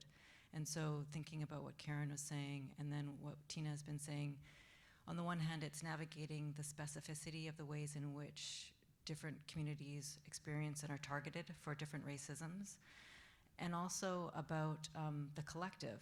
So understanding the systemic nature of racisms in Canada. So if we think about, the dramatic rise of racism against peoples of East Asian descent, anti-Indigenous racism, we know of Islamophobia, we know of the targeting of Black peoples. And so thinking about the fact of, so if your point of departure is the existence of and pervasiveness of systemic racism, and then thinking about that with respect to Black peoples, thinking about the relationship between data and humanity. And I think one of the challenges is the denial of the humanness of Black peoples, which is historical. And so what does that then mean in terms of challenges with respect to collecting data, but also how do we address then inequities in that context? And so it's a challenging terrain because on the one hand, we have been and continue to be, deemed expendable. And in the absence of data, one of the other challenges is that you're spoken for. And so to what extent is the complexity and diversity of Black communities, not only in Manitoba, but across the country, even acknowledged, never mind affirmed, and then integrated into anything relating to addressing systemic inequities in healthcare and in other institutions. But I think what I'm also reflecting on is the connection across different institutions. And I think that that's a piece that would be very helpful in terms of whether we're thinking about education, policing, and healthcare, for example, and how that data would help us unpack and see connections and places of not just fissures, but patterns of erasure, patterns of homogenization in ways that are detrimental, so that we say the word anti-Black racism, but understanding it's anti-Black racisms, and that we could be talking about anti-Black gendered racism, we could be talking about anti-Black transphobia, and so on. And so being able to hold the collective at the same time as being able to also recognize the diversity and complexity that exists within that collective. Thank you for that. So we'll pass the microphone down to Randy. And Randy, you weren't part of these long conversations that we had beginning very early on in the pandemic in 2020. But like I mentioned earlier, in parallel, CIHI, of which you're a part, was starting to develop data standards for this type of data collection across the country. And so I wonder if you could reflect a bit on, with the complexity of these dialogues and these nuances and the different factors, how is CIHI going about planning to harmonize this type of data collection across Canada? Well, first, thanks. I want to share with you how delicious it is to revel in the discomfort of being a cisgendered white male in this room. I think it's a great thing that that's happening, and I want to say that I'm honored and privileged to be here, so thank you. CIHI has the great challenge of working in this whole thing we call Canada, And that includes hundreds of different communities of great variety. And this kind of stuff is always inherently local at the beginning, right? That there's always nuances and subtleties and distinctions in local contexts, I mean, all those things. And so the challenge for CIHI, our role is to try to harmonize data collection across the country so that we can leverage the ability for the data to be used to gain the kinds of insights that have been gained locally. Marcia and Jill both have in their inboxes, I think, 5 messages from me starting in, I think it was March of 2020 when I learned about the plans that were going on. Trying to learn more and trying to highlight this because it's a beautiful example, I think, of where Manitoba was absolutely ahead of the game across Canada as far as we know in CIHI, and being able to do this and actually implement this with awesome community engagement. And that's given a data advantage, which has given a care advantage in how that data was used by and for the community first. And that's a success story that I've been wanting to have Marcia and Jill and others come and shout from the rooftops on a pan-Canadian platform, and we're still working on that. I'm glad to say Marcia has tentatively agreed to do a session for CIHI staff, but I want to get it to the 36 million other people in this land. So CIHI's work again is to try to bring some harmony to what has to be locally relevant data collection. And Manitoba is a beautiful example of that because CIHI worked with a number of communities and agencies early on to try to create a set of categories for which this kinds of data could be collected and then compared so that lessons can be learned. Manitoba beautifully had some distinctions that were even more detailed than were in the CIHI standard. And so, you could get locally relevant things, like the Filipino Manitoba community was a big part of this, and as was shown in some of the reports early on. That's not a distinction that's in the Canadian standard, but it can roll up so that we still have the ability to do some ability, to learn across different places by comparative reporting, and yet allow for local customization, because ultimately to be relevant in this territory, it has to be suited to the diversity of the peoples that are here. And so doing that across all of Canada is a big challenge, but CIHI's role is to work with all the provinces and territories to try to find out what's going on, because as I mentioned, I think Manitoba is a unique outlier in being ahead of this, but for all we know, something amazing is also happening in, Northwest Territories or maybe New Brunswick. There's probably other, promising practices and good examples of things in this space that we don't know about right now because we don't have the ability to unearth those stories from the data that are being collected. So we are trying to encourage the adoption of harmonized standards for this data collection.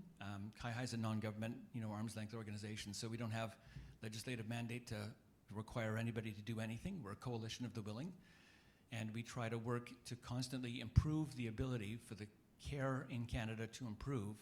And one of the ways that we can improve that is by having data on what's happened in the past to inform how things need to change for the future. So it's a great challenge, but one we're keen, and I'm going to keep in Marcia's inbox until Manitoba is the first province to report this data to the organization that I work with. Thank you. Yeah, thank you, Randy. And Kasari, I'm going to come to you for a comment here. And I'll be frank that part of what I've told CIHI already is that we won't be sending any data until they also have a national governance framework and that's enacted. And, we've talked a lot about the complexity here in Manitoba. You talked a lot about the complexity in the community tables and data ownership in BC. What's kind of your current best thinking around how we would translate that locally relevant, complex within provincial governance to the national level? We'll give Kasari a moment to take a breath because I did not tell her I was going to ask that ahead of time. No problem. I love being put on the spot. It's such a challenging question. Just before kind of getting into the meat of what you're asking, I wanted to draw attention to a couple of complexities as I've heard the panel speak, and has gotten my wheels turning that I think are important to thinking about how to bring this up to the national level. So one of the complexities I spoke to briefly at the end of my comments earlier, which is the intersectional complexity. And Delia, you spoke, I liked your turn of phrase, patterns of homogenization. And that is a relevant concept within identities, and then also thinking about bringing that up to the national level, and how do we avoid homogenizing in the process of trying to learn.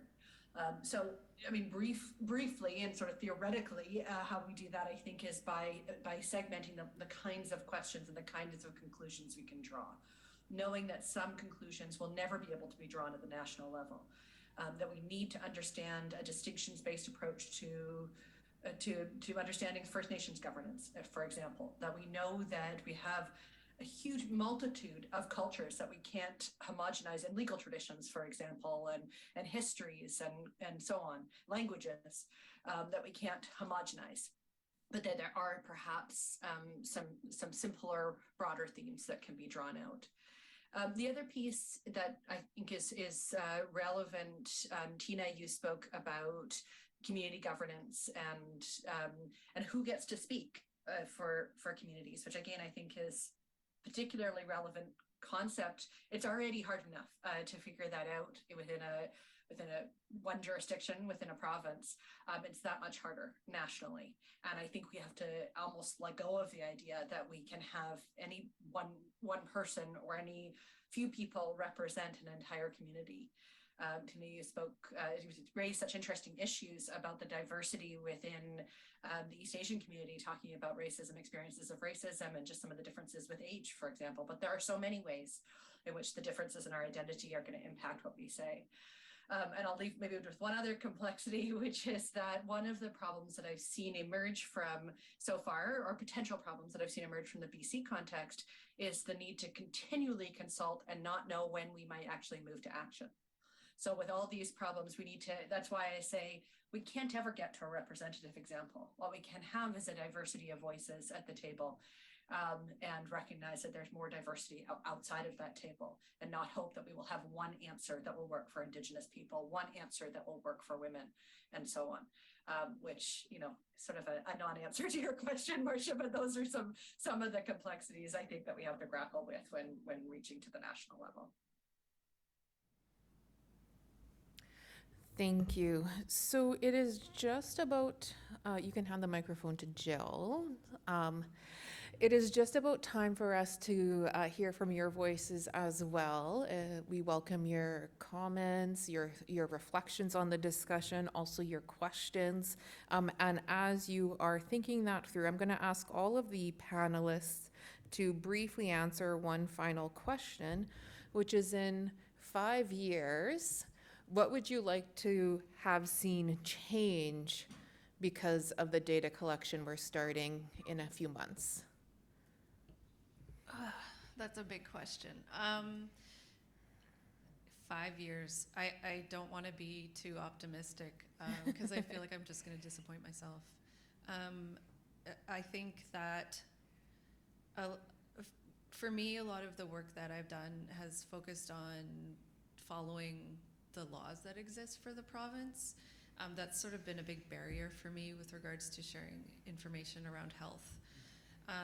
And so I would like to be able to see an expansion and sort of a loosening of some of the requirements that exist at the provincial level, particularly when it's just policy related. It's something we can change.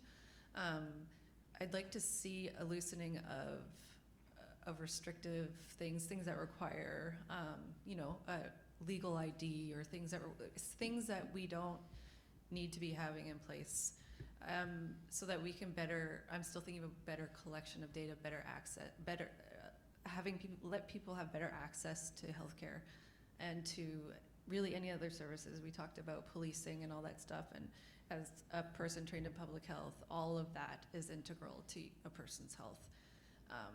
So 5 years, I just have to keep reminding myself.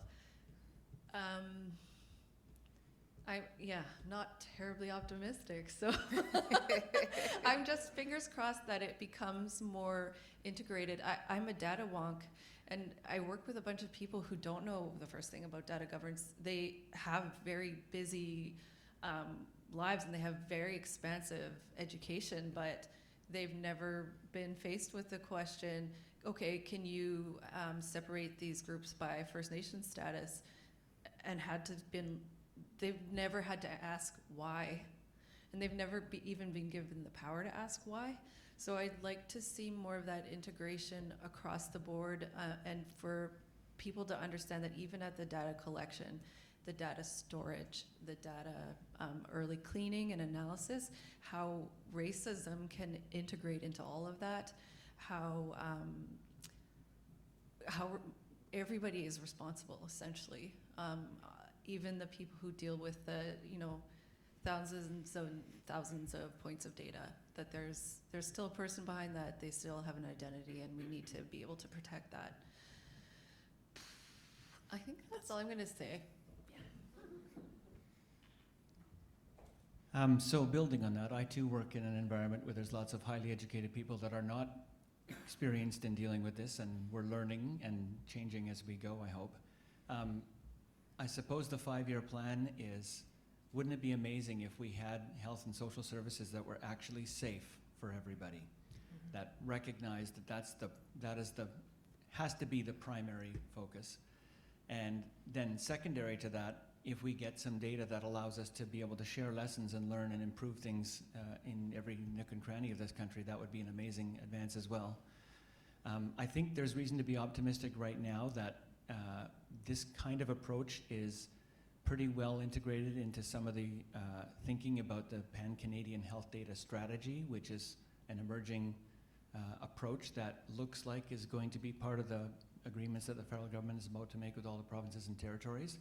And I think that will give us a real opportunity to make sure that diverse voices and perspectives are included in that, so that as data systems get updated and more integrated, that's done with the right governance up front and with the right controls to make sure that things are understood while data is collected and used and analyzed and communicated by the right voices, so that it's not just a data organization that's trying to speak for anything beyond what it's got that governance capability to work with. So hopefully we'll be having even more ability to have more shining examples like we've had in Manitoba and COVID across all kinds of aspects of health, and I would dare say other social services as well.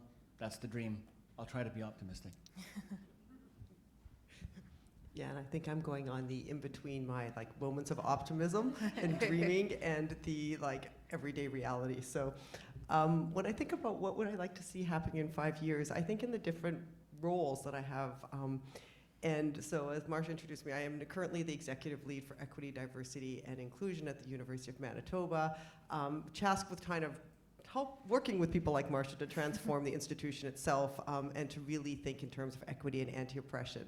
So on one hand, I have this hope that in 5 years, the types of models and thinking, and I think as Jill said, always integrating the idea that you need data and evidence, that data governance is linked to that at all times, and that the first question is, for what? And what do we want to do with that? And I think we get lost in that, so I would love to kind of see this way where the important work that's being done gets recognized for its immediate interventions and transformation, and so that we are not or no longer basically asking people who are subject to oppression in different groups to just run around and do the busy work, to keep busy gathering data for somebody else, so that we're presumably giving more evidence of our oppression, but really what we're doing is being kept busy so we can't advocate and make change.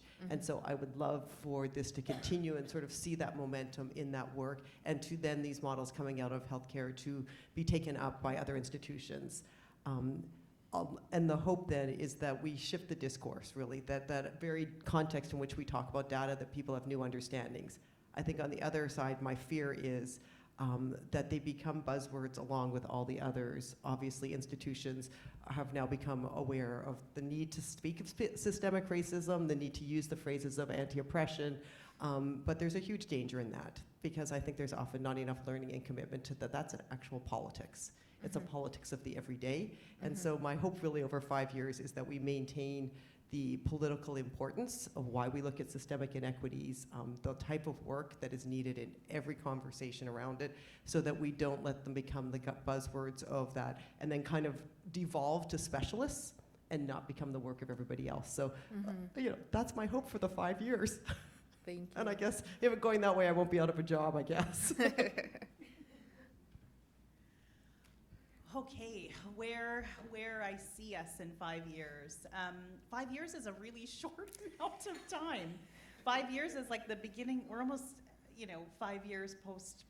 Like it's a short amount of time. So I've got to be realistic about what can be, reasonably accomplished within a 5-year period. But I'll say 3 things. So the first kind of builds upon your reflection, Tina, that 5 years from now, every RHA, every health system across our province has a robust anti-oppression and equity plan. We've seen steps from shared health. I think we need that across all systems. And that those plans are not simply known and held at leadership levels, but every actor within these systems, from the nurse who at the early days, who during the early days of the COVID-19 pandemic was collecting case information and was reluctant to ask about these indicators, understands themselves as a responsible actor under these plans, someone who bears and holds responsibility and has obligations under these plans, to our executives within our healthcare systems. Every person within these systems understands themselves as an actor, including epidemiologists, who can then ask critical questions about what data is being gathered and why it's being gathered in the ways that it is, because they understand themselves within these plans as well. So clear, robust equity plans that everybody knows about, everyone is trained to understand themselves as part of. That 5 years from now, if we're collecting this data starting today, that as BIPOC people, because we have this data, we begin to tell our own stories about our experiences. And this comes back to your comment, Dr. Douglas, about, stories are being told about us. And in the early days of the pandemic, there were these myths, Jill, you mentioned this, about vaccine hesitancy amongst BIPOC communities, right? We didn't want to get vaccinated. We were reluctant, we didn't trust it. And, at the extreme end of these myths around how we were nervous around vaccine uptake, people understood that it might be the result of historic systems and the manner in which medical experimentation has taken place in the past. But those myths were just that. They were myths, because when we collected the data, we realized once we were given access to tools and resources to promote our health and well-being, we took part. We are complex enough beings to understand that we have been treated poorly by healthcare systems in the past, but also are agents in being able to take care of our own health. BIPOC folks have always been able to hold those two narratives at once about themselves. So I think being able to tell our own stories, because we have data to support our experiences through these systems. And the last thing I think comes back to Randy, your comment about these systems we starting to turn the tide so that these are safe systems for us, so that they're not, when we walk into hospitals, we don't have to have someone with us to bear witness. My mother's going through healthcare difficulties right now, and every single appointment we have to make sure that someone is with her to help ensure that she can, have good access to care in these systems. So they're not systems of fear, of disappointment, of neglect, of danger for our peoples, but rather systems of care and safety. So that's a longer term goal, right? And that's gonna take time, but really starting to turn the tides, because we can tell our own stories about how we are treated within these systems. And telling our own stories also means we have robust systems that we BIPOC folks are in control of those narratives. Thanks, Karen. Thanks. Well, really, they said it all, so I don't really need to last. Okay, no, it's going to work. Okay. I think dreaming, I would like to see connections or conversations occurring across different sites for race-based data so that we can see, we can put some of these pieces together into a puzzle, but that we are doing it so that we are, to Karen's point, designing the puzzle and seeing, you know, how it comes together and what the ramifications of that are. I would also just simply say better health outcomes for Black, Indigenous, and racialized peoples. But in saying that the data gives us that quote-unquote evidence of better outcomes, and so that we actually see some structural change in terms of policy and delivery around, let's just say, cancer, for example. So knowing that for diverse Black communities, screening rates are highly variable, and it's not a conversation that occurs within different Black communities. So it would be very important to get that information so that the conversations can occur, so that the screening processes can be consistent and applied as needed, and that will then result in better health outcomes with respect to breast and cervical cancer, just as one example in terms of what a tangible outcome might look like. So better health for us BIPOC folk would be lovely. Thanks. Thanks, Delia. Kasari?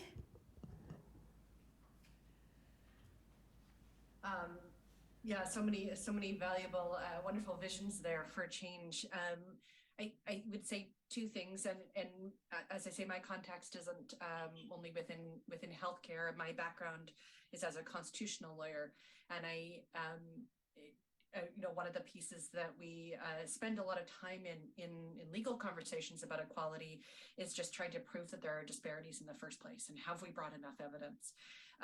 And you know, I think all of us as BIPOC folks can also relate to having those conversations just more on a daily basis as well, trying to prove that racism exists. And honestly, those are incredibly boring conversations to still be having. And my vision for 5 years is that we don't have to keep proving that racism exists. We know systemic racism exists, and then we can start moving towards actually just skipping over that part of the conversation, taking that for granted, and moving to what are good public policy decisions as a result. So I'll leave it at that. Thank you very much. So we are going to open it up for some discussion and questions.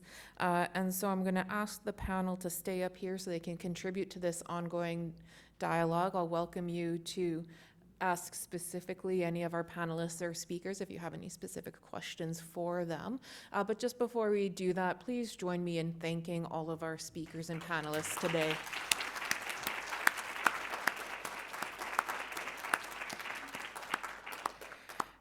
I think what they have demonstrated is the expertise, the depth of discussions, and the care with which we have been approaching this work. So we do have a roving microphone in the room. If anyone would like to make a comment or ask a question, or we also have some questions online we can speak to.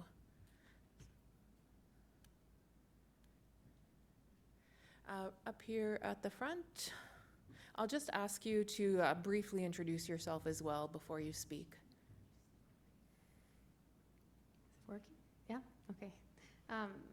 Well, first of all, merci, thank you so much. This was like awesome, incredible, insightful, so relevant, personally meaningful, but also just as a healthcare worker in the institution, so valuable as I navigate my role within these systems and data, and my own identity, because you asked me to introduce myself first, so I'm doing it second. Okay. So my name is Melanie. I'm a Métis a pediatric surgeon. I just recently finished as the Indigenous lead for the Children's Hospital. I participate in the global surgery community. I'm cross-appointed at the UBC, so I teach in the Masters in Global Surgery there. What else? Yeah, I'm a mother, a runner, Anyhow, my question actually for the panel is a little bit different and to anyone to answer, and it relates to homelessness and data collection, because in some segments of our population, so I work with children, so they don't have necessarily a voice or a demographic point depending on where they're from, but homeless people in general, to get a health card, you need an address. To census data, you need, like, all of these are tied to address, and that is the way we often collect data for our population. So I'm just wondering what you guys may have thought of in terms of capturing some of that more difficult to collect data, because as we know, in some of those communities, we see overrepresentation of BIPOC people. I'll just maybe explain a little bit about where this data collection is going to occur, because there are some limitations to that. Our data collection will occur when people access healthcare. So it will take longer for folks who have inequitable access to healthcare to be given the opportunity to self-identify. And initially, the points where it will be collected is at the registration desk. So, you know, if you go in for an emergency room visit or for a planned admission, you have to register there. When they are confirming your address and phone number and name, they will also ask your consent to ask questions about your racial, ethnic, and/or Indigenous identities. And it will be recorded in the patient registration system, which is called ADT EPR. This will occur across most areas of the province, although there is one specific regional health authority that there will be a bit of a lag as they get on board with that system. Cancer Care Manitoba is also one of our partners. They use different systems. And so initially in Cancer Care Manitoba, it will be rolled out in Maxon, which is the registration system that gets used for the breast check program. And then we will expand it from there in a kind of quality improvement way. And so there won't be collection at this point in primary care offices, for example, or in public health or community-based services.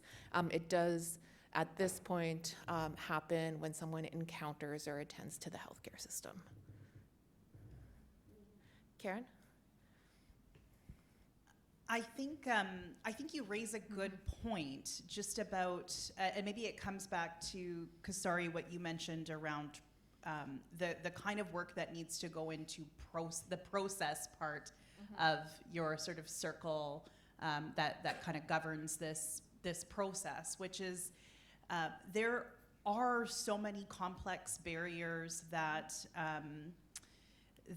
can interfere with good data collection, right? And I think when you mentioned the fact that we rely so heavily on census data for certain kinds of, demographic pictures of our population, you've raised a really good, point, which is census data is often, especially when you get into those really more complex indicators, it relates back to the household survey. And so it's all predicated on this notion of like having a residence. And so to get a more nuanced picture, in some jurisdictions, maybe you can look to see if they have a street census that takes place. We have one here in Winnipeg. But at the same time, you have these sort of fractured pictures of that often result from, maybe bad process, right? Process that doesn't, that isn't reflective of and considering of the complexities of our populations. And so that's where I think it's really important when you're building your systems for how data will be collected, at what points you have good folks around the table who can represent some of the complexities of our populations.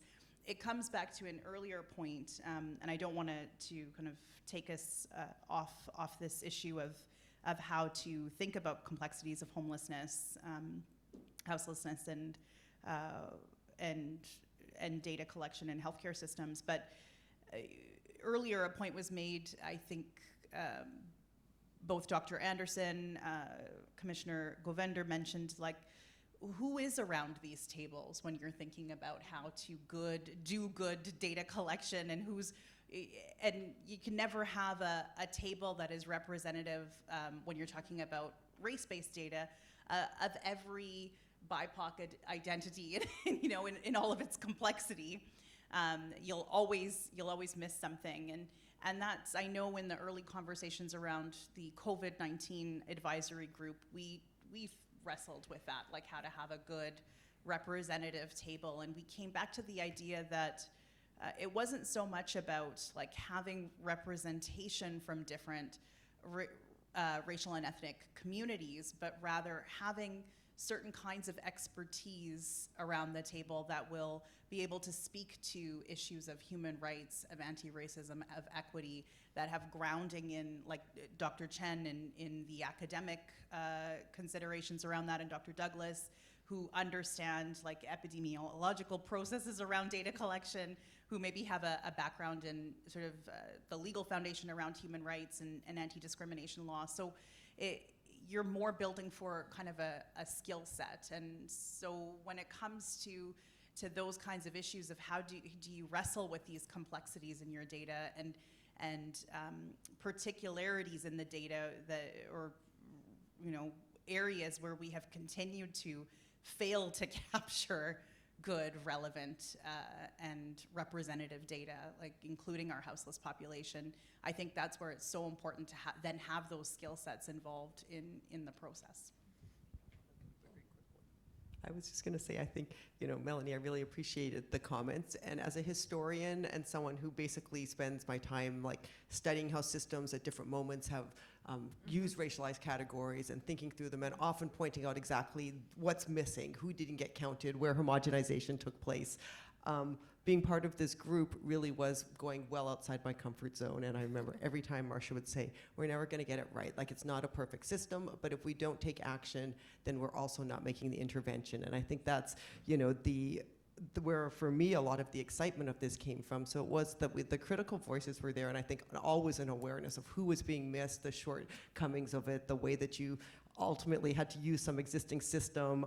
We were never happy with the gender categories, but we were working through many of them, but thinking also about what's possible at this moment, because recognizing that the inaction was as problematic as all the other ones. And so I think the importance is keeping those in tension, like knowing that it's never perfect, but once you get it moving in some way, hoping that it can continue to develop. So I think having people who are doing both parts of it, but I'm so used to being the one, here's all the problems it's missing. And so this is why we can't do it yet. And so thankful for everyone who's like, it has to happen now. And I think that's one of the, that's a difficult one to sit with when it's not perfect, but that's definitely what I learned on this part with being part of this group. Yeah. I think you can't be too attached to your starting point and have enough humility to evolve and grow. Maybe we'll go to one of the online questions, and in the room, please feel free to raise your hand to be the next comment or question up after that. No. Yeah, we're good. Okay. Thanks so much, Dr. Anderson. I'm Carly Leggett. I'm the Executive Director at the Center for Healthcare Innovation, and I will do my best to bring forth some of the virtual voices with us today. So there's some curiosity online about the training and script that was provided to public health nurses or registrars or whoever is collecting the data. So can you talk a little bit about that during the COVID collection and then perhaps during the rollout? Yeah, I can start with that one. So I'm just going to wave to my colleague and friend, Dr. Amanda Fowler-Woods, who's in the room, because when we've been working on this in the past, part of the work that she did for us as a PhD candidate and research associate was an extensive literature review, because many other jurisdictions outside of Canada actually collect this kind of data. And a really, really key point of that was the fact that staff are going to feel uncomfortable, but training is a really important part of mitigating that. And then there's a couple other things that were really key points. If you don't standardize how the question gets asked, you get very poor quality, highly variable data. And if you don't standardize how the question is asked and people go off script, it can actually create real lack of safety, and then you'll have more people who will decline to answer the question. And so very early on, a lot of the work that we did was around developing a script as well as training materials in a really quick turnaround. And I think that's the one that I actually narrated once in my closet and once in my car, just so that we could get it out in a pretty quick turnaround. So there was a training video that is actually still available online. If you ever want to Google the REI training script, it's somewhere on the Shared Health website now, actually. And then there is actually the detailed script of how people were meant to ask the question. And it included key components around why you're being asked, how the data is going to be used, what it's going to be used for, and who's going to have access to it. And then the question was framed as, how do you best identify? Because we knew we were not going to have, again, perfect identities. We looked at the census information, had lots of discussion, for example, around why we included both African and Black instead of one or the other. And then the other thing that we included in the script was the most common questions we anticipated people would get asked, as well as the answers to provide. And we're very clear to people, don't ad lib. Again, this has to be very, very structured and standardized so that we don't lose the focus on racism and start to make it about race, quote unquote. So that script is also available online. That script was delivered, at least initially, by public health nurses, and then as we expanded, who was doing the case investigations, other folks too. The case investigation for COVID-19 took on average 2 to 3 hours. So a long script was doable within that kind of context. That's not the situation at the registration desk, in the emergency room or anywhere else. And so we have briefined that down to, I want to say, 3 sentences or so. And there is an explicit consent statement. And so we did work with the privacy officers around that. We are almost completed the training module, which again will be available online, and all registration staff will be asked to do that. So I don't know if anyone wants to add anything about the discussions around training or, no? Okay. I think we can take another online question, and then there will be a question up here. Okay. So I'm going to combine a couple questions here. Thinking about potential for linkages. So there's some interest in this data, potential to link with, say, Manitoba prenatal record or other areas. What are the discussions around that? Can you touch on that a little bit? Do you want to talk about data linkage at all, or do you want me to? Is this on? Yeah. Yeah. Okay. So right now the data, we have data on over 700,000 people living or staying in Manitoba, but it's only linked to right now just people experiencing reportable illness. So the goal is in the future what's going to be happening in the provinces will be collecting data, and it's going to be linked to your health records more for any access of healthcare. So not just people experiencing a reportable illness. So there'll be the ability to do that linkage. What I'm more concerned about is safeguarding that linkage from happening when it shouldn't happen, or when people, so it's, people will have access to data. They'll be able to enter data. Will they be able to see the data once it's entered? Will they be able to extract the data? There's all of those questions around governance, just specifically around who gets to look at the data, who gets to change the data. That will need very explicit guidelines, very explicit structured agreements in place. Yeah. So the data Jill is referring to right now is housed in the public health information system, which we don't link really to the other databases. This information will ultimately end up in the provincial client registry, which can link to any other healthcare administrative database that we have. What I am hoping for, and that's the reason for one of the questions in your survey there, is that we will have some pre-specified data uses that are community informed and driven around healthcare priorities of diverse Black, Indigenous, and racialized communities.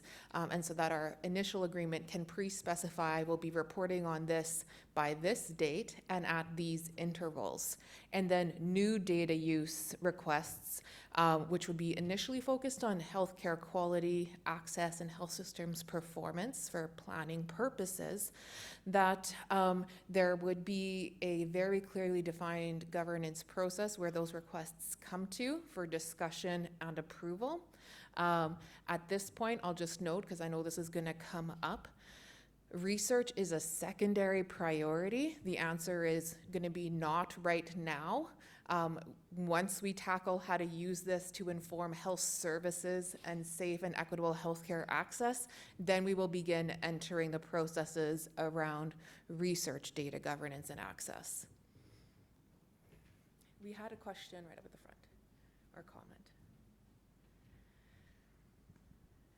Thanks. So just actually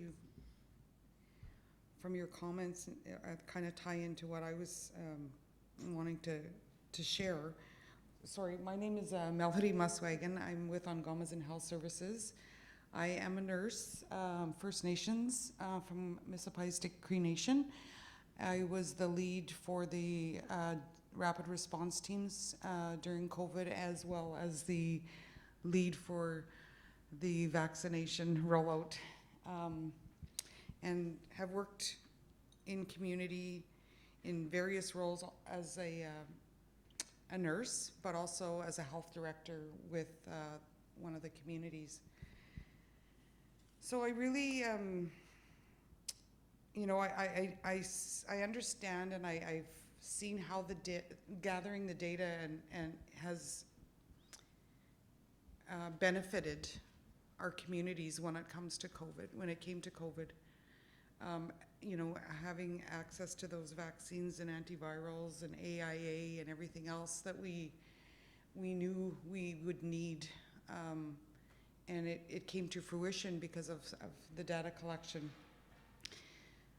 But in reality, and I've been in healthcare in First Nations for over 30 years now, and in reality, that's probably one of the only times I've seen data collection be beneficial to our people.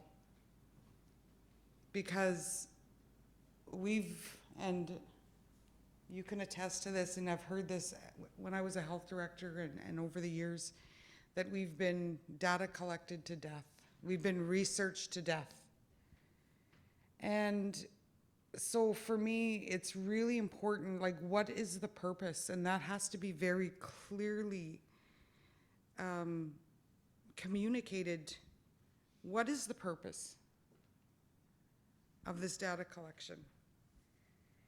If it's not to measure and hold accountable for the services that our people receive, then it's, to me, is a waste of time, and we will never see anything in 5 years if that's the case. And I'll give you, an example. If we don't blur those lines around healthcare and access to healthcare, if we don't break down those jurisdictional barriers, which is what we did with COVID, if we don't do that with all of healthcare, then this is a waste of everybody's time. And as some of the data that came out of and it was great, like, I was so happy to see that, but I don't know if it's just for COVID, then we've missed the boat. Because I know in some of the data that came out that the Swampy Creek Tribal Council communities had the highest death rate those communities are serviced by regional health authorities or provincial-run nursing stations, and they had the worst outcomes. And why is that? So what are we going to do with that information now? What is the province and Shared Health going to do with that information as one example of collecting data is great, but now we know this, and what's the action plan now? And if we're not doing anything about it, then it's a waste of time. And I think we can do a lot about it if the willingness is there, and that's the part that worries me. Is the willingness going to be there from governments, federal, provincial, and government to blur those lines or actually erase those lines? Because we're not, like I've seen for so many years, money talks, right? And we've made cases, and First Nations have made the case over and over, business cases, as to providing services in the community will save you from spending 3 times as much in hospitalization costs down the road, but nothing's ever changed to fix that. So I don't know what it's going to take, because money is not talking anymore, because the system hasn't changed. It's like, oh, no, that's the Fed's responsibility. Oh, no, we'll just take care of them when they're really sick. But we're still providing access. And that has to change. Like, that has to change. Otherwise, it's not going to get better for our communities and for our people. You know, I think that really reinforces the need for the transparency, but data collection, like an anti-racism policy, is not the end of the line. It's the starting point of an intervention, right? So thank you for sharing those comments. Did anybody want to speak to that? No, and I think, you know, I would just encourage everyone to Google the grandmother's perspective, because I do think even if you look at the executive summary, which really focuses on how to, like on the potential harms and how to mitigate those, a lot of what Melody has shared from her perspective is echoed in the potential harms and the need for concrete, deliberate action to minimize those. Yes, Karen, please do. Point, because I think it's so essential, and it's certainly something that has, you know, arisen in the human rights context through, you know, whether it's the very first case of Jordan River Anderson or the many that have come since that deal with this issue of jurisdictional boundaries and the way that that the enactment of these boundaries is you know, a reinforcement of systemic racism and colonialism. And so I think it's important, you know, in reflecting on your comments, that that these anti-racism plans that are, you know, put in place in these sort of individual institutions or systems really critically interrogate the way that they might be upholding those lines, and that they don't think about their jurisdiction in these sort of discrete ways, because I think that you know, reinforces something that at least courts, et cetera, have been telling us we need to critically interrogate for decades. Yeah, thank you. So I think maybe we'll take, is there another question online we want to ask? No?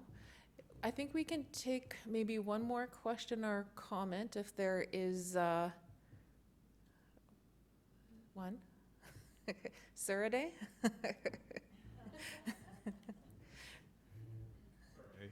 Oh, I hope I'm not using this up, you know, frivolously, but I'm Sergey Shah. I'm an epidemiologist, and at the University of Manitoba. I don't think it's as important what I want to be right now, but what I want to be in 5 years is basically Marcia's lackey. So, right. Two things to start off. I really appreciate the work of the panel. There's no doubt in my mind that the work that you've done saved lives, and I think that's kind of the most important thing when it comes to public policy.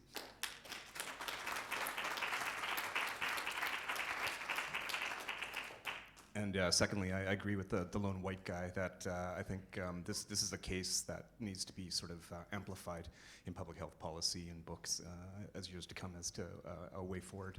My question, and I'm not really sure if it's a question, but I think it is a question.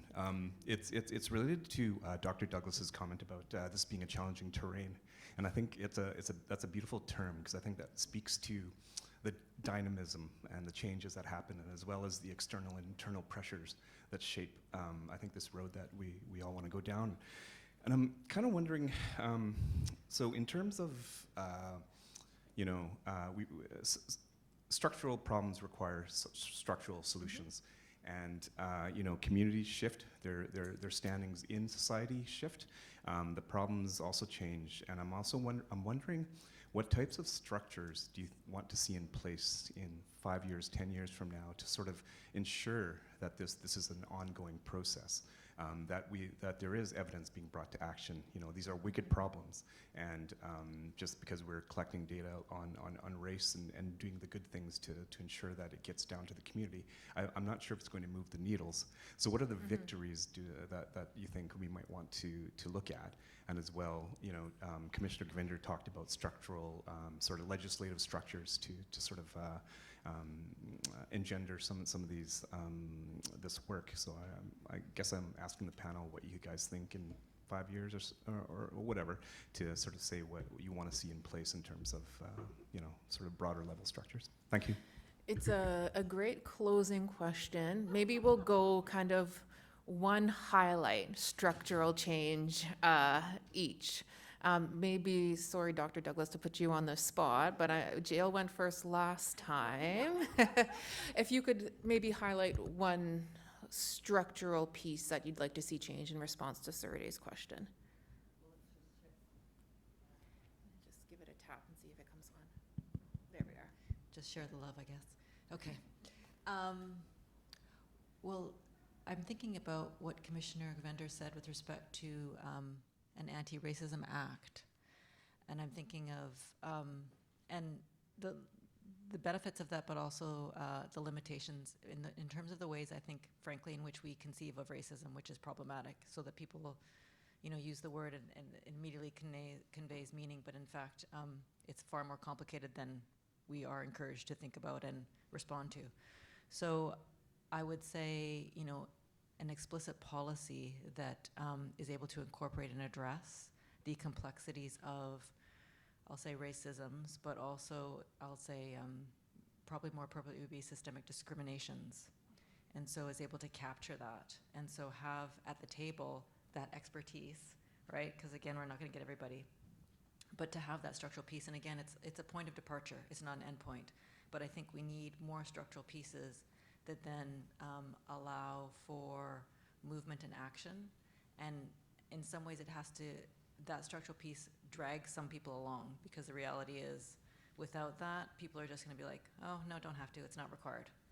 So. I think you're absolutely right. Like, structural problems need structural solutions, and there's sort of no doubt in my mind that we would share in the calls to action of our BC Human Rights Commission colleagues, and say that we really need a legislative mandate around data collection in our province, and similarly that it be one that focus on the various forms that discrimination can take. So it utilize an intersectional approach, because that intersectional approach, as Kasari mentioned, is so necessary to get to the challenges of even racism. So I can't believe you put that big question up before lunch.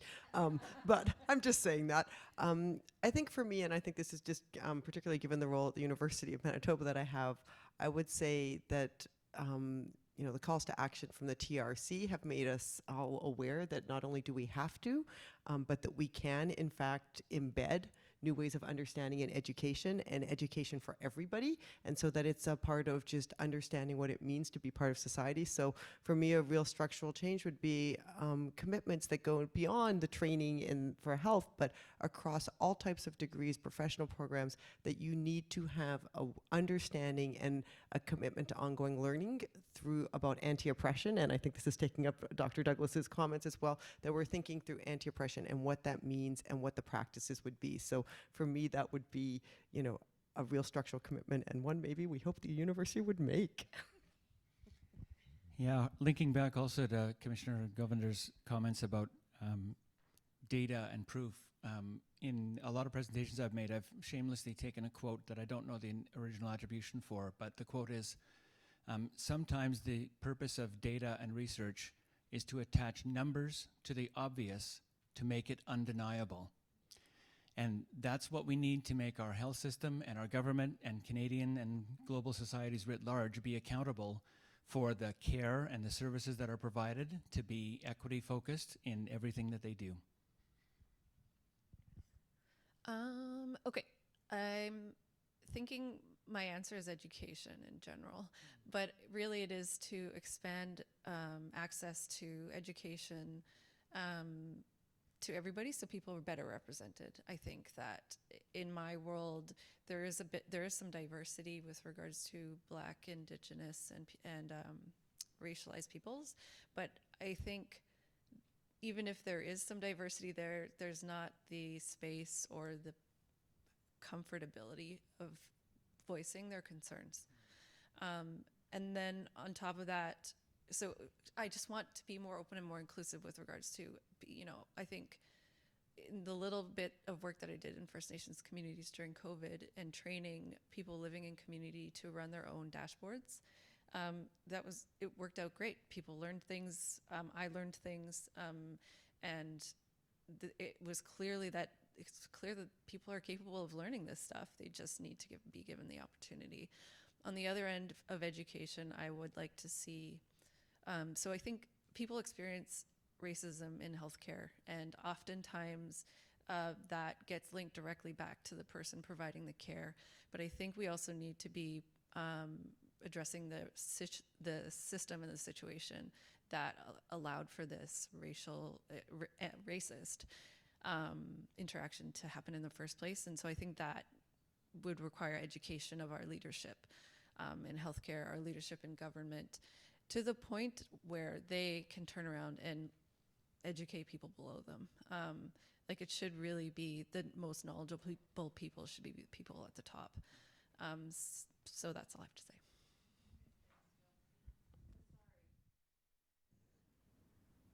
I don't think. Oh. Yeah, I was calling on you, but my mic wasn't on. Sorry. No problem. I thank you so much for the question, because I think the two elements of what you're asking, the structural change and then how we move from data to action, are so important and such important wrap-up pieces here. So as you've heard, our call to action here in BC was around legislation, and I think that would be a call to action for the rest of the country as well, that I would like to see is legislation being adopted in other jurisdictions. And then two additional pieces to that around structural change. So one is this piece around intersectionality that we've talked about. So understanding that racism doesn't exist on its own, that it exists in the context of many other forms of discrimination. And that's not just an additive approach, but actually without that understanding, we really, really risk reinforcing again, the sort of the male norm, if not the white male norm. We reinforce the male norm, the cis norm, the able-bodied norm in the context of just addressing racism. So I really want to see structural change embedded from using an intersectional lens, and data systems created that allow that kind of intersectional analysis to happen. And second, that the legislation is really about enabling and guiding data, but there is this huge leap that needs to happen then to what we do with that data. So then it's looking to other law and policy and practice to say what's explicitly referencing that data legislation to say this is what we're going to do with it. And that's the next big structural changes that we're looking to, certainly here in BC, and as this rolls out in other jurisdictions as well. Thank you very much for those thoughts. So please join me once again in thanking all of our speakers and panelists for their contribution to this work, which informs their participation in the discussion today.